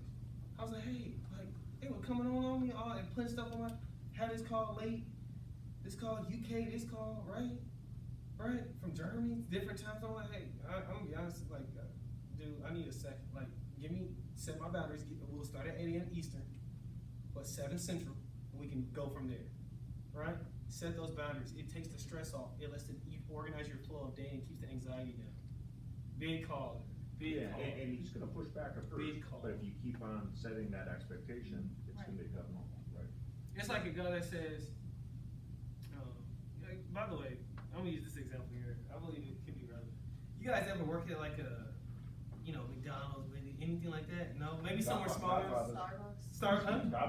Godfathers, Starbucks. Somewhere where it's not here, right? Yeah. Where you knew that manager will let you come in 5 minutes late.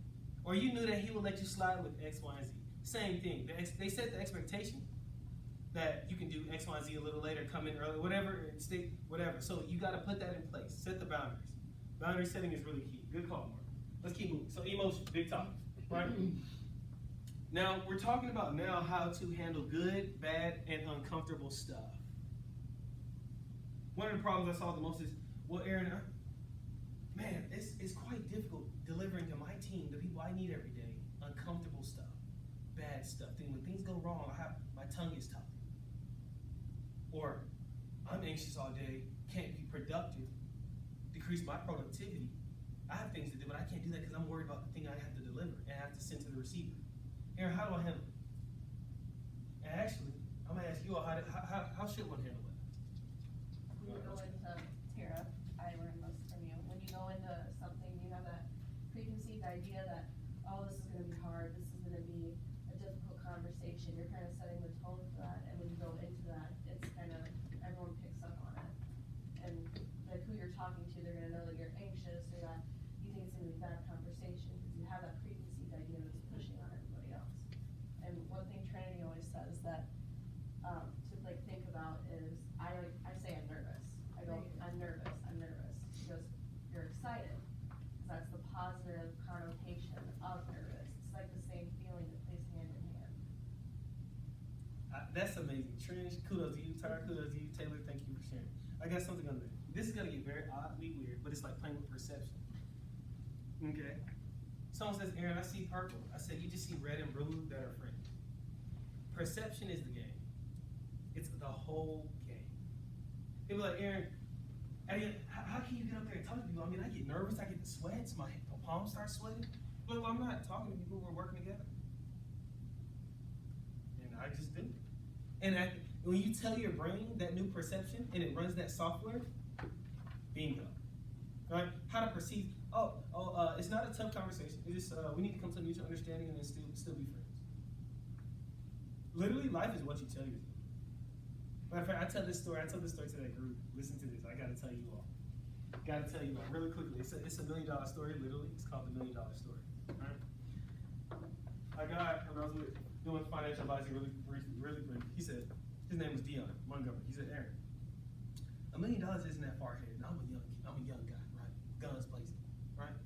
Dude, what? Hey man, I'm trying to get it, man. What you got for me, right? Stuff like that, right? What you got for $1 million? He said, Aaron, let me, $1 million in a year is $83,333 a month. Divide that by 4 weeks, 20-some K a month. 5 days, keep 4K a day. I'm like, dang. Perception. So he makes his millions so regularly because he perceives millions as so he perceives it differently. Instead, a lot of people perceive $1 million as so far away because it's so many zeros. They don't break that down to 4K a day keep. That's the law of perception is my $1 million story. I help people, I deliver that often. When you do that, you're like, dang, 4K, and that's just on the weekdays. I mean, I can spend time with my family and friends on the weekend, in the evening. Something to think about, perception, emotion.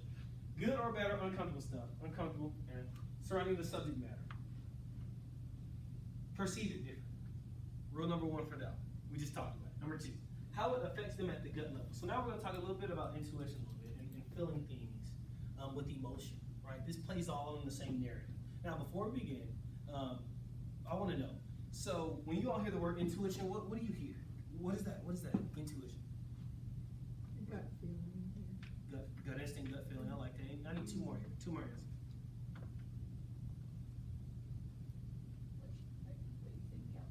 What we think the outcome would be. Ooh, we're getting somewhere. Before I get the last answer, because we need 1 more answer. The reason I put this is on the board is because we talked earlier about reading between the lines. In a sense, like foreshadowing. Kind of an involuntary reaction.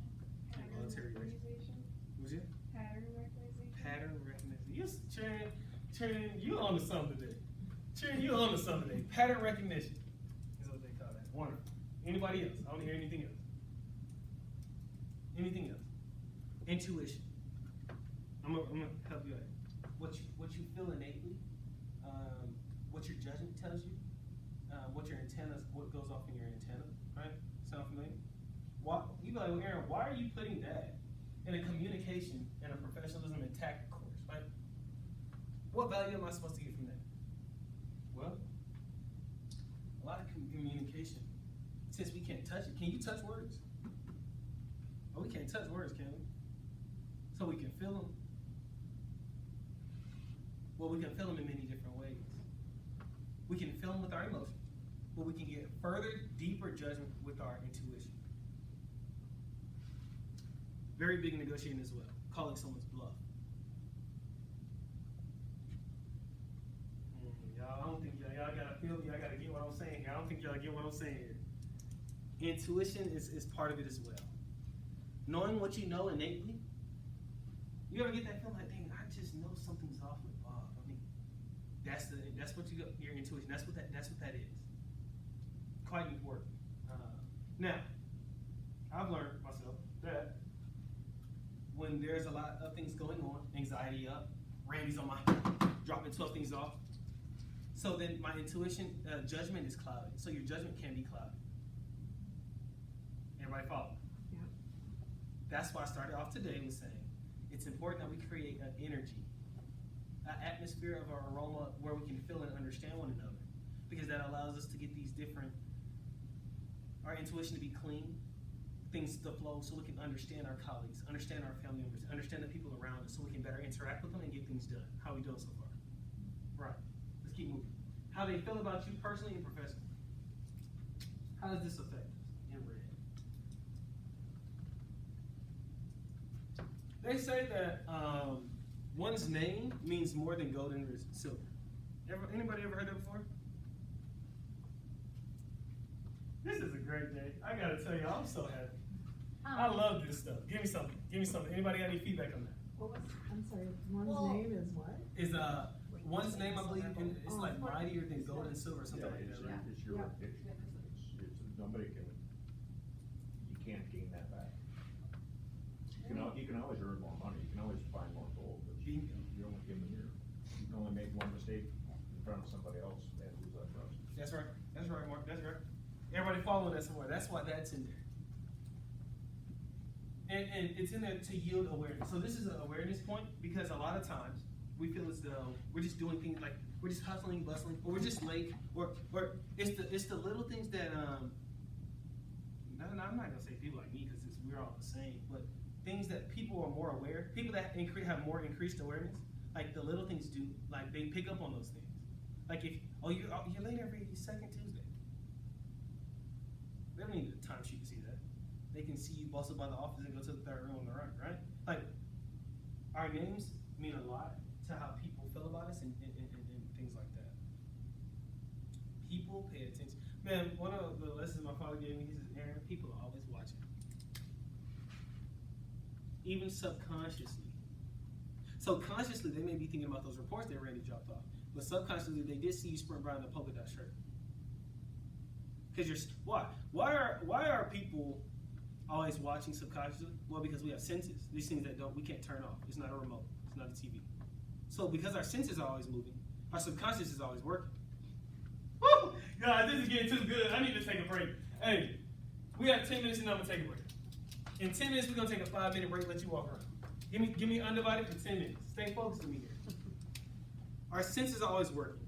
So when we communicate with someone, we usually want them to kind of like us sometimes or create an energy of equal aroma so that we can get things done.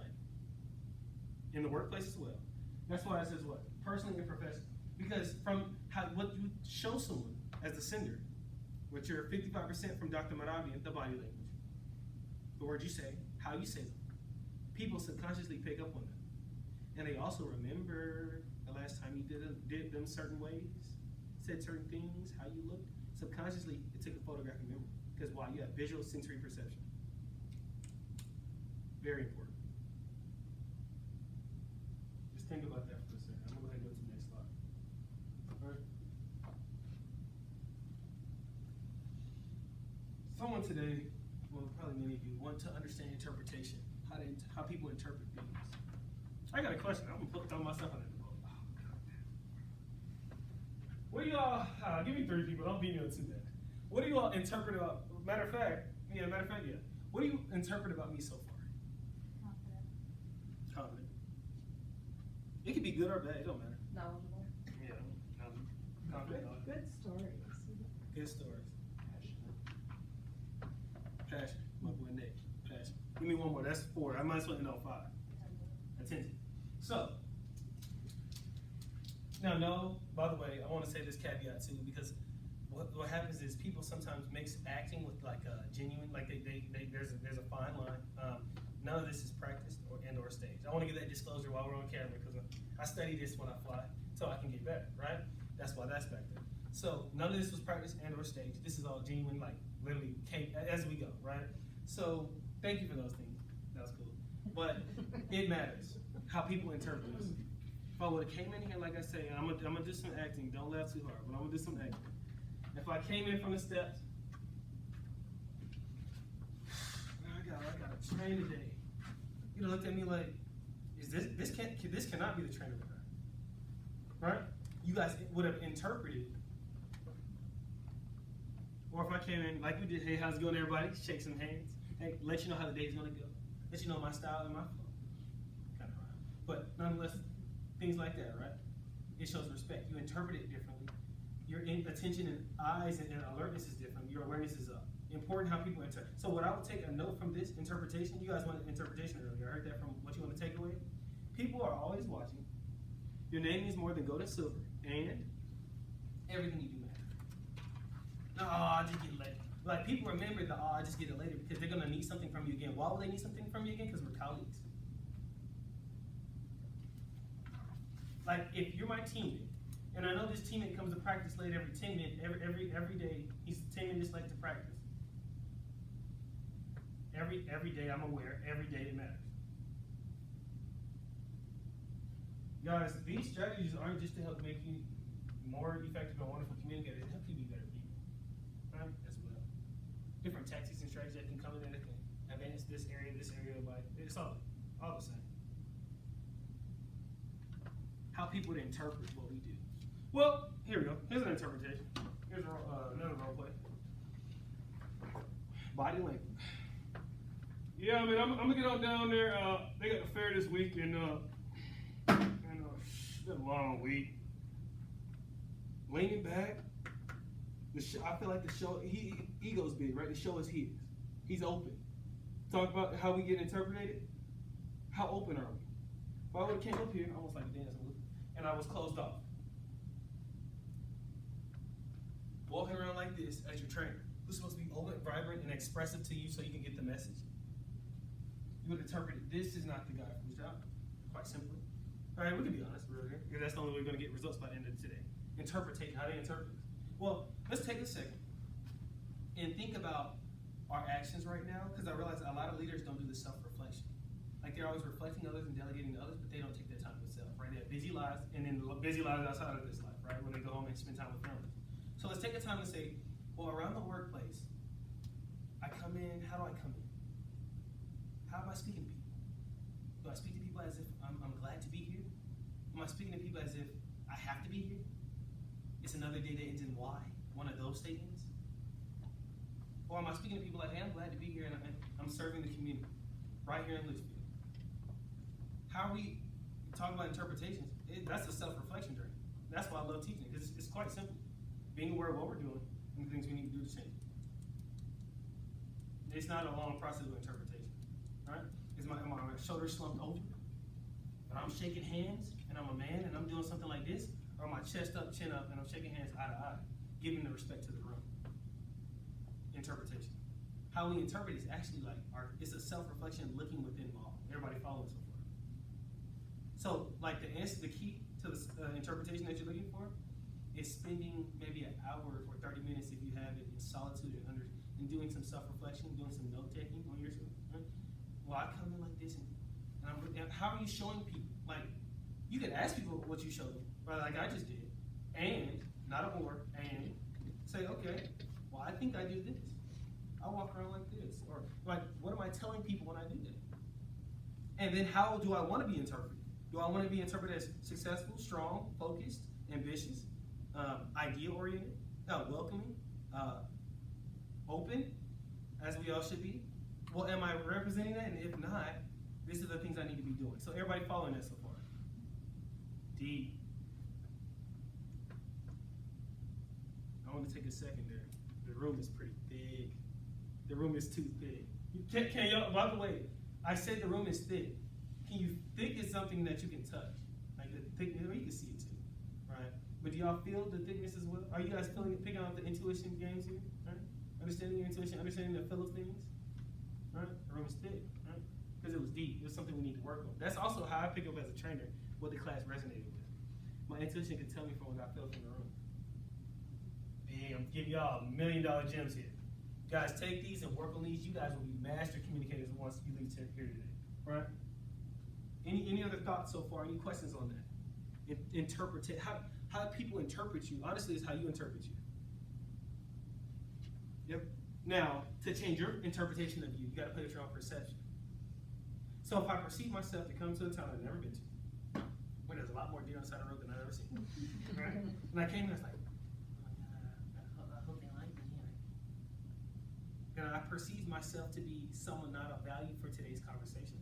Therefore, I would have delivered a delivery that's not appropriate for today's meeting, right? Instead, I said, hey, you know what? That's a deer, and that's a deer, and that's a deer. What's up, deer? I'm gonna keep going to the hotel because I'm cool and we good to go. So the confidence was there that y'all brought up, right? I perceive that you got to play with your perception, which is going to use your interpretation that you have against yourself. You have to interpret yourself. That's why they say you are what you think, or all those YouTube videos say you are, all those other podcasters and motivators, they say that because you have to interpret yourself a certain way before the whole world does. Then after that, What you all said, I literally like tell myself, and it's so good to hear it in a cycle. All right, everybody following so far. So then I will spend some time. This will need some homework. I'll spend some time saying, hey, what do I perceive about myself in the workplace and in my personal life? How do I want to be perceived? What do I perceive about? Because honestly, the workplace only sees what you perceive against yourself. You be like, Aaron, give me another example. Got you. Got you right here, ready on hand. Well, here's another one. Nothing against, maybe not, that's personal. I don't know if I'm gonna do that one. Maybe, we'll do it. So, nothing wrong with smoking at all. But some people, you know those guys, I can't stop smoking. I just can't stop smoking. He's telling us something. He's telling us his frustration towards himself.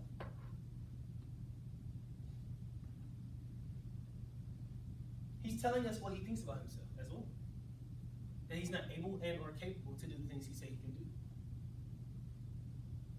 Now another hidden gem, and I'm no psychologist, but I found pretty quickly in life as a young man's age that one thing does lead to another.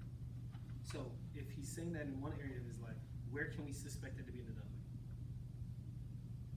And then another. And then now, these how you get interpretations about someone and downloads and understandings about people, because you begin to pick up these, you are aware now, as of today. You're aware to different things to be aware about with people, different conversations, different body language, how you should be, right? How are we doing so far? Guys, let's take a 10-minute break.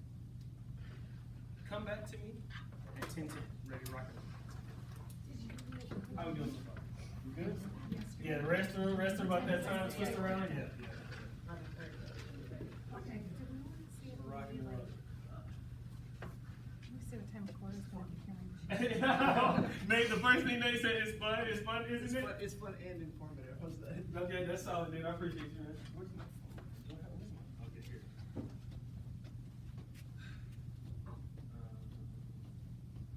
Otherwise, we could ask Doug.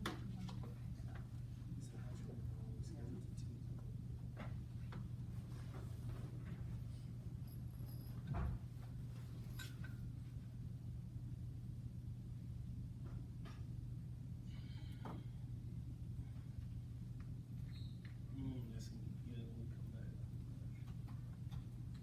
I don't think she'll be in.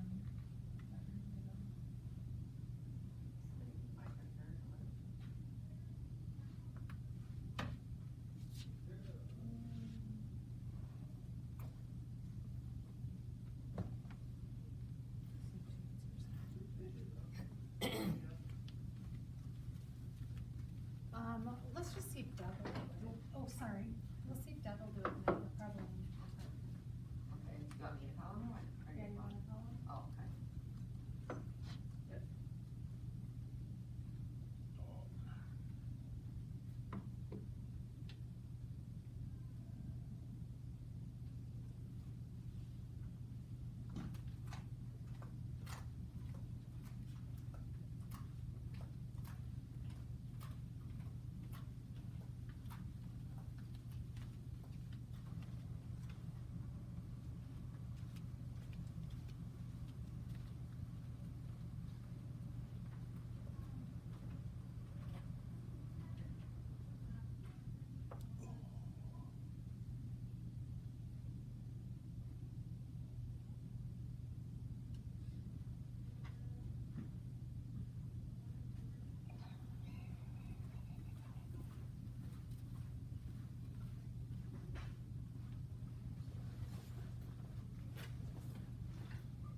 Did I overhear that Aaron wants to be done by 2? Yes. And I hear if you can do it off right away. You have other stuff you need to do. No, I already did it. I just go talk to Doug and see what's going on. You should go walk out there. I got everything completely ripped out. But we haven't done any work yet because we don't have the permits. Oh. Yeah, I figured it, cause he's gotta catch up like he said, so he's gotta do that too. Yeah, it's not hurting my feelings. You okay with that? Yeah. Mr. Andy, really? Yeah. I know, yeah, no. Yeah, I'm not gonna argue about that. Yeah, figured. I don't think you might mind that much. either. No, no,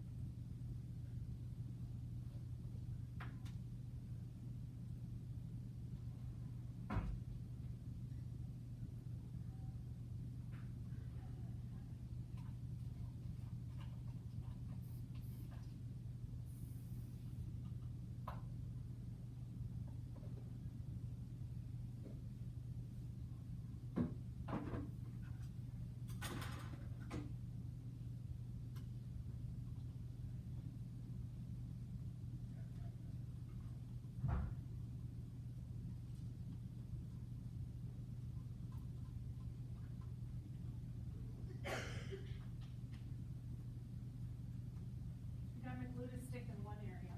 Wonderful. I'll see if I can get it to stick in the other. Also managed to get glue on my shirt, so that's wonderful. Love that, Jessica. Thank you. I broke a shoe. Yeah, I was gonna say, you lost a shoe, you have a flat tire. Yeah, I broke a shoe. I had to get through to lunch.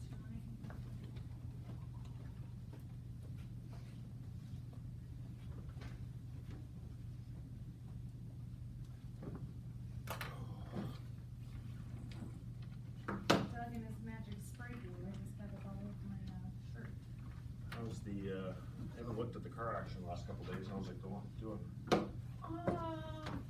pavilion parade? Okay, really? I just noticed that there's some cars without any bids, are they gonna reduce those at all, or are they just gonna? Not right away. Not right away. Um, So what's the difference between, and I should have called Steve, but maybe you guys, yeah, you should know. So what's the difference between runs and drives and runs? So a vehicle, it runs, the engine runs, but we can't, it's, like the brakes are bad or something? well, it probably hasn't been taken out of drives, so they don't really know. They know they can turn it on and turn it over, Okay, but they haven't taken it. yeah. And I saw that some just turn over, they weren't able to get them going. Right.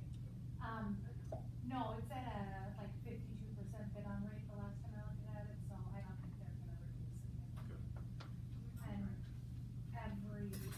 The two cars that I was interested in are Sky Highs. I'm sure, the Malibu, let me guess. Absolutely, but yeah, we're that, you know. That one had my- over- My gray hair, yeah, of course, I would like a sixties car, so. That one had over 500 people had that as a watch lot before it even opened. Is that right? Yeah, so I ran the watch lot report, every single lot had at least 10 people watching it, Wow. and some of them had, you know, Yeah, and hundreds. the Ford Mustang too, I see is really Yeah. popular. That was number 2. Most popular. Of course, muscle cars. It just goes to show you though, how popular muscle cars are. Oh, yeah.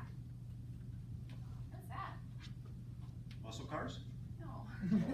Oh, that is our like new whiteboard that Connor told us to order, but we haven't installed it yet. Oh, gotcha. Well, that's useful.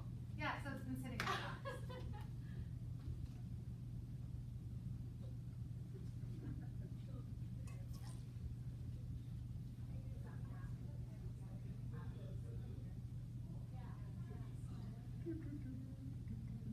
Don't make fun of me and my bare feet. I see you, look at you.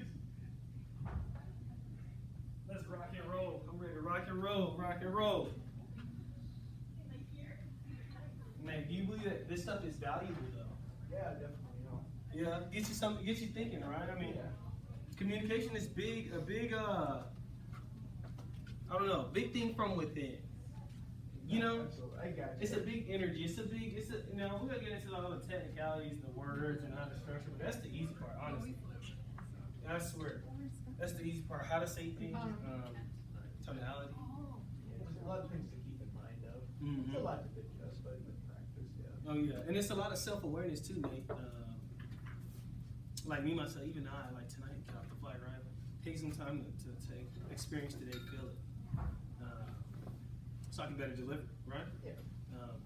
It's a big self thing. Communicating is a big self thing. It's a creative art, right? And it's an art too. It's an art too. I love it. I love it. We about to get into some more technical stuff on the slide before lunch. I want to hammer it pretty hard.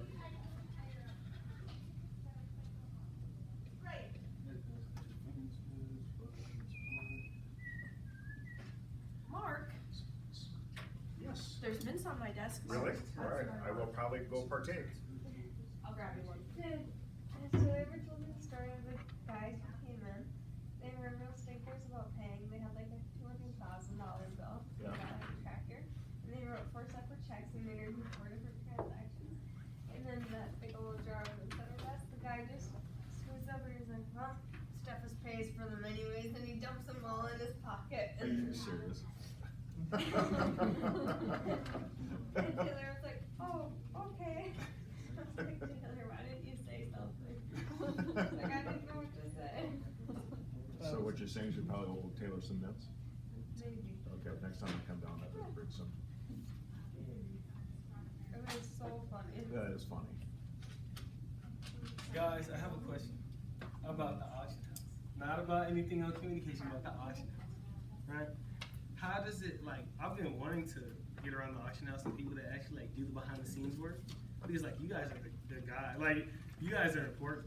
So my question is, like with the real estate side of things, right? Do y'all do land? Yeah. Do they have to not pay the taxes first?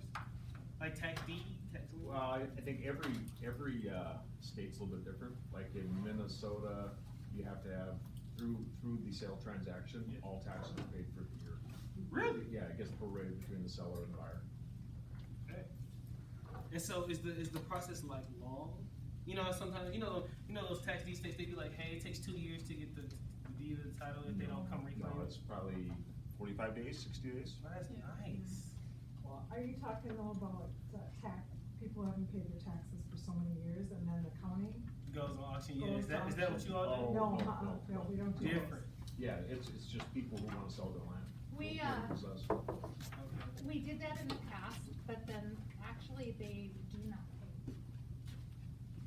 Imagine that the county does it. I was thinking, we do a lot of, foreclosed on equipment though, Yeah. so. But foreclosed on by the bank, not the county. Yeah. Oh, okay. So we'll do it for the bank, but not the county. Okay. County does it. Yeah, in Minnesota, most of the counties do have their own auctions. Like they'll advertise and then Oh, I'm yeah, just- they don't pay I'm very just well. pulling out a date, on July 22nd, come to the court, Yeah. county court steps and we'll sell the forfeit of land. My parents actually bought their house that way. That's what I'm thinking right there. Yeah. I'm new to Minnesota, hey. We got lots Hey, of so what happened? So Coming from the East Coast though, Minnesota's pretty harsh. I used to live in the He's East from Coast. Charlotte, that's not that East Coast, that's like southern East Coast. It's like Outer Banks type of thing. guys, I gotta tell you, born in Atlanta, Georgia. So born in Atlanta, currently living in Charlotte, yes. But so what happens here? Is it? Do y'all have rodeos? Yeah. I heard no rodeos. I need to go to a rodeo. She's a But rail anyway, racer. huh? Trinity, Yeah. Forces, she's a rail racer. Is that the one that breaks them in? No, maybe not. She That does. lady- Races them around Is that what you wanna try? And she has to run through them and figure eight. You have a YouTube video? So you Yeah, can see that would be I crazy. don't have a. You should show them one of Sure, you're yours. wild. Show one of You your should do videos, something. show them the one where you fell. That one was funny. That wasn't as funny. But But yeah, yeah, she's riding a horse and all of a sudden she gets bucked off and all you hear is against the door. the horse bucked me out into this big old garage door. But it was fine. Damn. I heard that they do that. Yee! And they kick backwards. Is that real? They kick backwards, right? Yeah, they can. They To can. the side. I'm scared. Them some big things. They so big. All right, no, let me stop playing. But they So, are like the most compassionate, I heard. one of the most compassionate animals you ever. but all right, guys, we're all ready to get back going. Here you go, he's showing you a. Okay, let me see. Let me come around. Let me see what you got. Let me see what you got. We'll see how we can,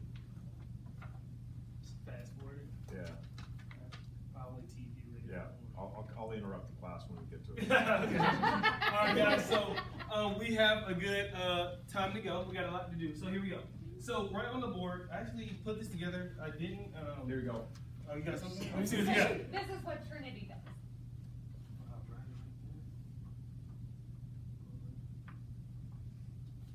Fast too. Yeah, it's how fast you are. Big thing moving that fast. You don't be that scared. You don't be scared. Do you do cutting too? No, I don't do cutting, but That's the crazy. same thing as when you got Monica's college. She's so little. I know you're so tiny. Yeah. That's cool. Okay. Okay. I love how he's like. You ride it with one.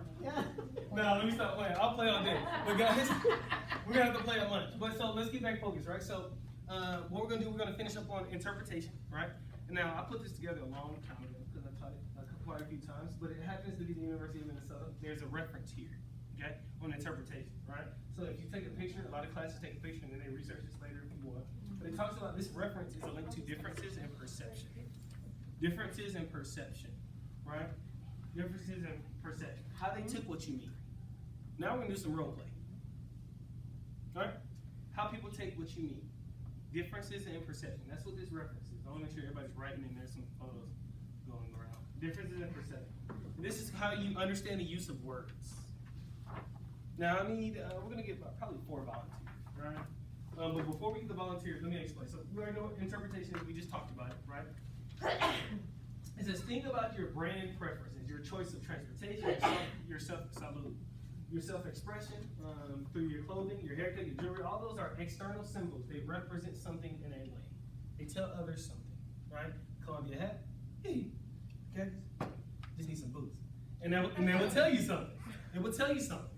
Sounds like a joke, but it's actually real, right? It'll tell you something, right? It says, well, in some way, it's how you view yourself within your community and the world. You can tell a lot about people from your visual sensory perception, which is your eyes, right? Being on how we communicate to them. You're like, Aaron, why are you spending your time? And why are we here listening to you talk about interpretation? Well, because these are hallmarks of how you communicate. Because all we've done so far is talk about the mental processes and how we get together and our intuition, right? Our emotions, how we process things, our different perception, our different intuition. We're breaking down how to communicate.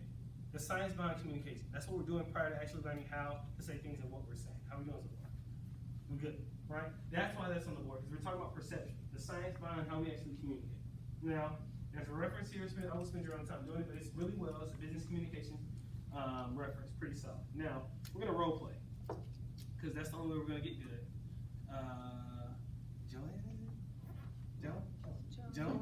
Joan, I need you. And introvert, what's your name again? Angie. Angie and Joan. If you don't mind coming down to the front. Hey, round of applause as they come. So the goal here, I believe in you. the goal here is we guys are going to role play perception and how people perceive us. So I know that was a big topic here. We want to make sure that everybody's perceiving us in a well way, right? So we're going to do 2 examples, guys, Angie and Joan.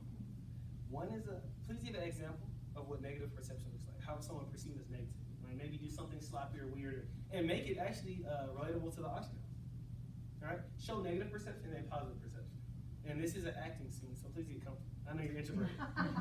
So I'm going to step out the way, but you guys are going to role play, create an action house, negative and positive perception. Good. Let me get out the way. Whenever you're ready. So you choose negative first, positive first, and you guys create the scene. Yeah. Perceive one another. Somebody perceives somebody, do something negative, do something positive maybe, and then tell us what you perceive about that person. Go ahead. Say I'm coming in to make a payment. Okay, This is my invoice, how much do I owe? okay, I can look it up on the computer for you. How long is this gonna take? Nope, just a couple minutes. And so you have your invoice, I can look it up. Yeah, so are you gonna do check by phone, or not check by phone, cause you're right here. Are you gonna write out a check or pay, I wanna do a credit. okay. Oh, credit card, okay, so do you understand that there's a 3% fee? I'm sorry, that's how it is, but if I just take your routing number and your account number off of your check, that would be no charge. Okay, let's do it that way. It'll just take a couple moments. Good job. Now, guys, day-to-day transaction here. What do we perceive about? I'm guessing you're the customer client, right? What do we perceive about the client coming in? The energy they brought forth was what? Negative. What made it negative? Bad mood. I saw shoulder slump. Everything was with a smile. Everything was a drag. Yeah. Inconvenient. Almost like their fault, right? Pointing the finger. Now show us what positive Which perception. made me very nervous. Okay, let's talk about that. Let's talk about that. Obviously. That was wonderful, Joe. Thank you. Because now the receiver felt nervous. What that means, the science behind it, that's anxious, right? Clouds our judgment, clouds our thinking. Now we may make a mistake on the keyboard, right? Typing away. Yeah. Big. Guys, just show me what positive looks like. Show me what positive looks like. Hi, good morning, I just won a tractor on the auction. Oh, Should very I make a good. payment so I can pick it up today and Oh, get it in my exactly. field? Yeah, I can make that payment for you, and then you would just take your paid receipt out to the yard, and the guys will show you where it's at and help you get it loaded. Perfect. Yeah. Thanks for coming in. What do we, now if you notice, now I'm gonna ask the room, the audience, what's the first thing different in those interactions that you heard? Tone of voice, yeah. So, what I'm hearing from tone of voice is that if we want to perceive ourselves as being more energetic and more upbeat, more active, focused, let's, hey, how's it going? let's raise our mood. Like honestly, the basics. Let's raise our mood. Like literally, let's talk in a higher. Let's write this down. All right. Thank you, ladies, for Angie and Joe. Thank you so much. So let's make sure. Like, and you like, well, Aaron, yeah, this is common. See, I kind of already know. Yeah, I don't need to write it. Well, maybe because these things are quite important. By the way, I want to get that too. I like that. I want to get that Nate, later. The photo. Oh, yeah. Okay. But guys, tonality. One of the best ways to communicate is literally higher tonality. Actors practice it all day. Oh my gosh, look at that rose over there. Now it sounds like a joke, it really does, but it's actually something I practice myself. Now that's one of the things I do practice. I don't practice a lot, but I do practice tonality. Tonality. That's the study of the tone of voice. Now, in tonality, there's two things. There's inflection and deflection. And you're like, well, Aaron, I don't understand. Inflection and deflection on what? Well, on the ending of the word. Hello. How are you? Sound familiar, right? How are you? What's up, bro? Bro, fellas, right? Lower tonality. Take that with you. Inflection, deflection at the end of the word. Practice. All right? Plays with our mood as well. So you can having a bad day. Randy comes in and dumps all that on you. Take your little breaths. Say, we're gonna have a great day. I need to raise my voice. I need to create a better energy. Get that energy out the way faster. Dispose of it. That helps you dispose. Create the next energy, which is the positive.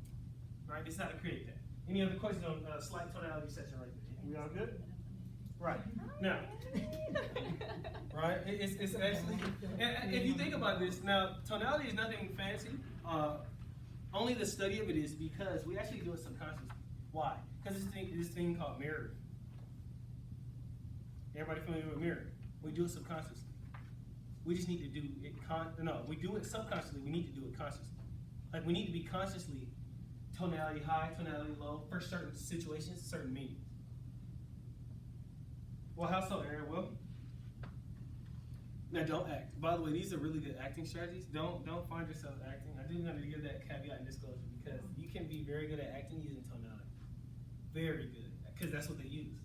They have to be able to play the role of someone doing certain energy levels, right? Everybody understand. So this is caveat to that. Don't act. Actually, you want to do it. But if you do need to rebuild your energy after your deep breaths, boost that mood, kind of, hey, yeah, right? Some people listen to music. You know that some people listen to happy. You know this happier music has higher tonality. Not supposed to say that to you. I'm gonna get it to you out there. Happier music has higher tonality. Ever listen to that? Gospel music, if you're happier, higher pitch. The instruments have a higher ring to them. The song Happy. Literally the song Happy, yes. Yeah. Happy, higher, right? Something to think about, to be conscious about now, so you guys can start practicing after today, after two. Cool? Everybody, we're good? Let's move on. So now, we're not worried about what people see.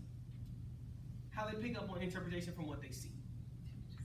In person, what people see is your appropriate attire, your well kept, your attentiveness. That's what they see when with their visual sensory perception. This is what people see: your attire, how well kept you are, how attentive you are. Attentive. So that must mean that when I have slouched shoulders, that I'm not that attentive. That must mean when I come in slagging the work, that I'm showing that I'm not attentive to my colleagues and my higher ups. So then when I go to talk to them about a raise and then they bring my attention, then it shouldn't be a problem. Here to solve the problems, people. That's why they call me in. Next one, number 2, on the phone. We brought it up earlier. Terry, you may have painting images. On the phone, mental images, number 1. Number 2, physical images.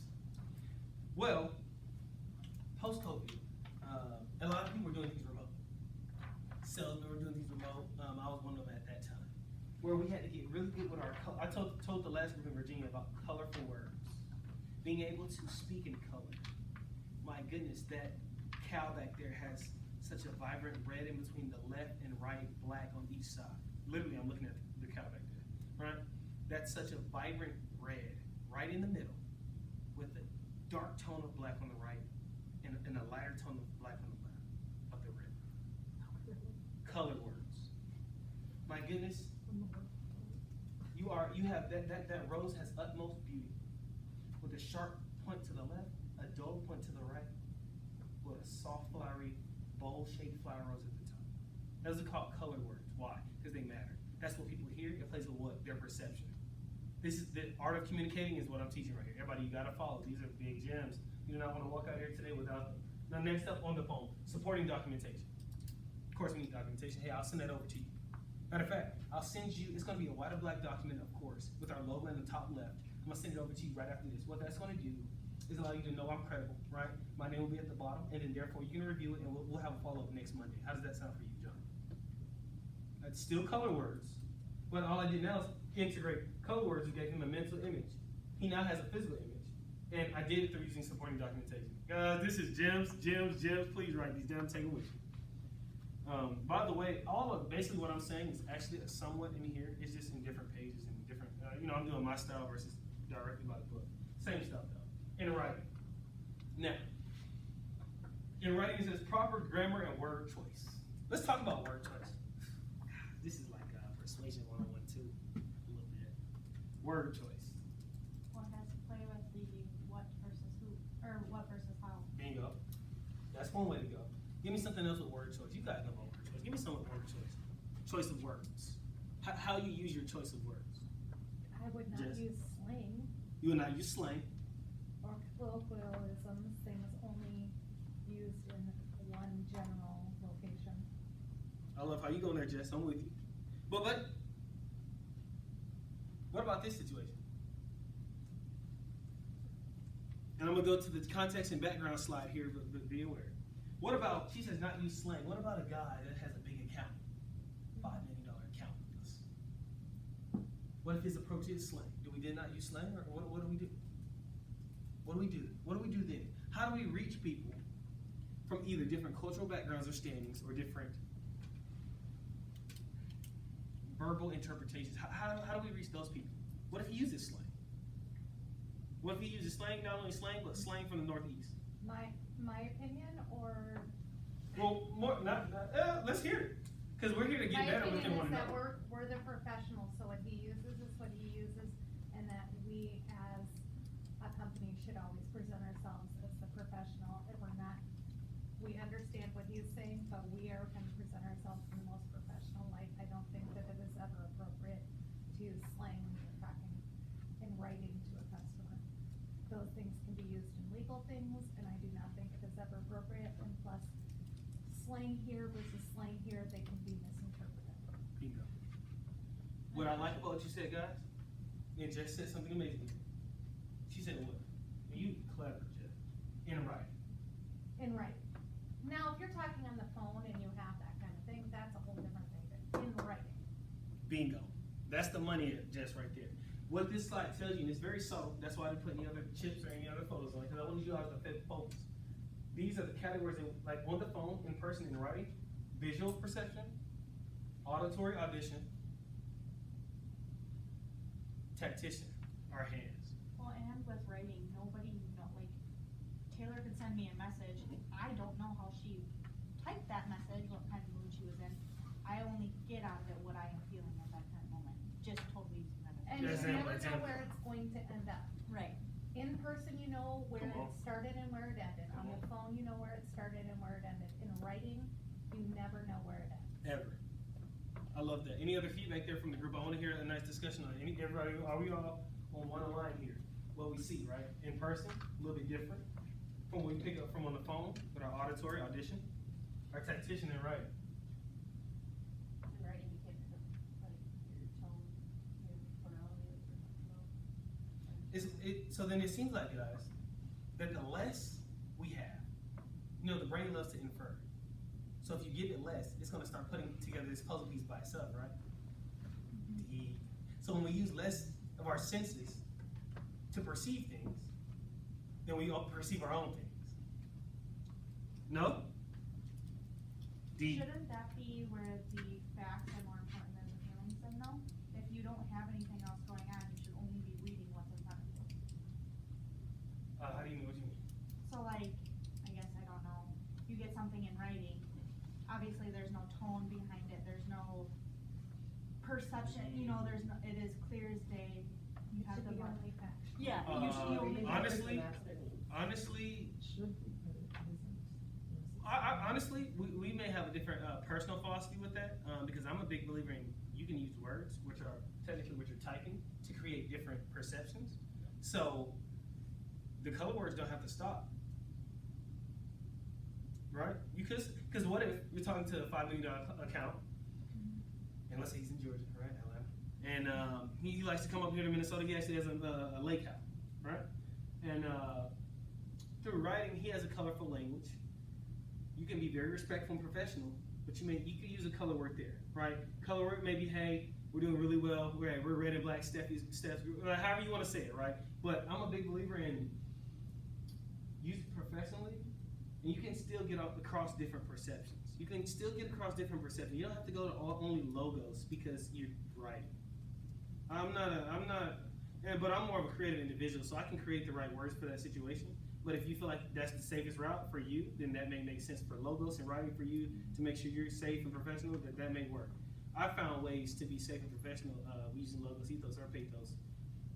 Over time you practice it, right? Yeah, But to me, the first sentence will dictate if it's a friendly email or letter, or if it's a non-friendly. Bingo. Actually, you know what they say, speaking on that, Mark, they say that a lot of people, when they get those emails, that's how they know how to filter through them. Hi, this is, delete. For salesmen that want to get more sales, and it's going to sound, and it's very contradictory to the traditional, but it gets the message read. Hey, thank you for participating in the auction. We really appreciate you being a customer. Then boom, get to the facts. To me, that's a friendly. That's literally it. Literally just open the door. Like you said earlier, I think you said icebreaker. You were talking about icebreaker. Same thing. It doesn't have to be fancy. We don't have to go on a date, right? But it literally, you wanna break the ice a little so we can get to the stuff we need to get to. But please do it, nicely. Court them first before you take them, right? Or if you're chasing after payment, you don't have to be that nice, right? To me, There you go. A little bit stricter so they know that this isn't a friendly email, right? Right. This is business. However you create that. You create a minute, you be strict. My thing when I write, I make sure I try to get their attention. See, people like, especially that owe you money, you gotta get their attention. Sometimes we go around, like however you get in that door, that's how you do it. You create it your way, but that's that for you. Everybody good on that so far? Here. In person, what do people hear? Your tone, your word choice. They hear your volume. Hey, Rob, how you doing out there, bro? I'm good. How you doing? I'm good. Right? So, word choice and volume. Mental noise. Here's what that sounds like. God, I don't like doing the wrong thing because the brain picks up on it. But here's what negative mental noise is like.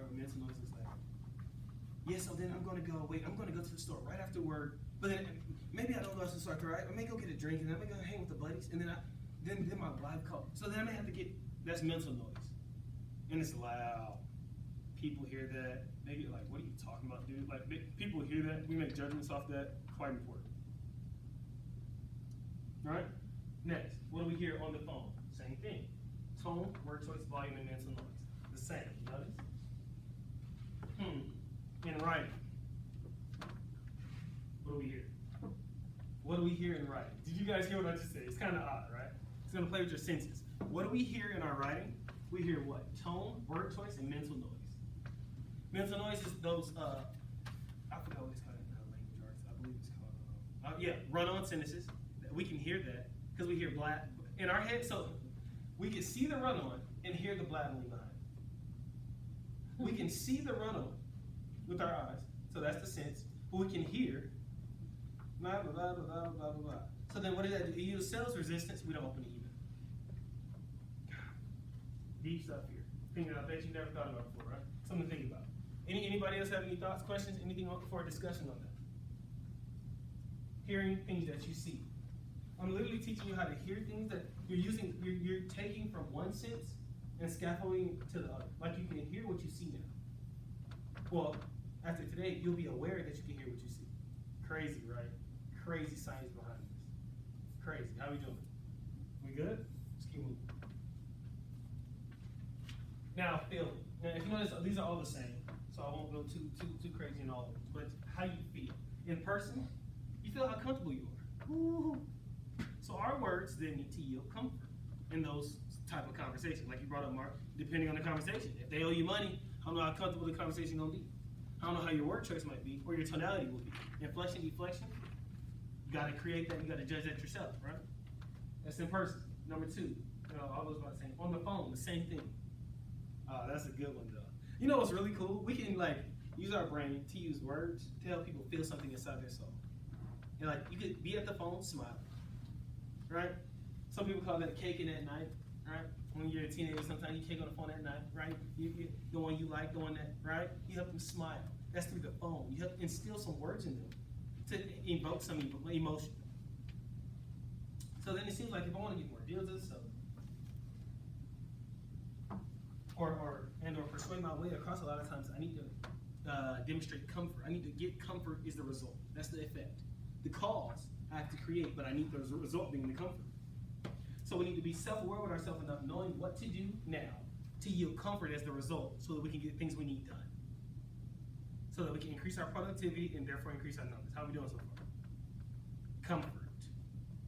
So then we need to be thinking after this meeting today, what are the words I'm saying in certain situations where I want things done? Are they comfort words? Are they words demanding, delegating, do as I say, go drop those papers off to Rob? Discomfort. Now, the question will be, how many times do you think it takes someone to be discomfortable, until they stop doing the things we need them to do? You know, as people leave, they don't leave the job. It ain't hard to go to the printer and pull it. But the people that told them to print it. I help a lot of companies save on turnover as well. That's a pretty big problem post-COVID too, with kind of understanding the modern generation, right? And a lot of top C-level executives, they delegate down, they talk at you. Even some of my colleagues as trainers, I could even say, this is what you need to do, right? Discomfort. You're yielding discomfort, which yields resistance. Can we see resistance? Sometimes, maybe, in the face. Huh? So if we want things done, we want more numbers. Big. Anybody have any questions on this so far before I keep moving? God, let's make the room so big. Golly. Now, it's time to do a personality test on your phones or on your laptops if you have it, right? Now, this personality test is not the ambivert, introvert, extrovert. It's the one with the 16 personalities. INFJ, INTP, all those different things. Woo! So, very simple link. I didn't copy it or nothing. It's humanmetrics.com/personality/test. humanmetrics.com/personality/tests. Now, as you guys type that, I'm going to say something small. What the point of this is to understand your personality. And we're going to go around the room and understand what it says about your personality and all that. Shouldn't be too long to complete. I'll give you at least like 5 minutes though. I want it accurate. humanmetrics.com/personality/test.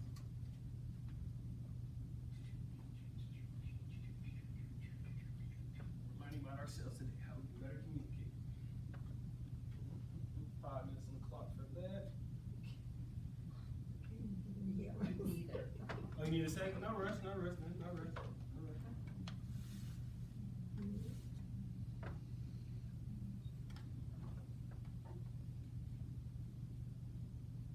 Let me go ahead and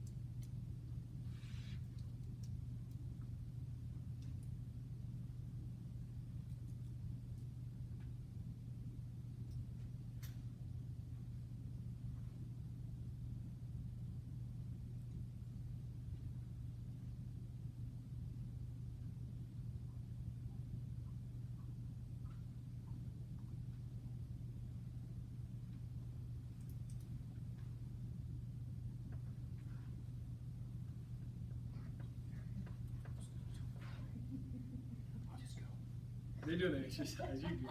You can just give it to me. I already put them upstairs. Okay.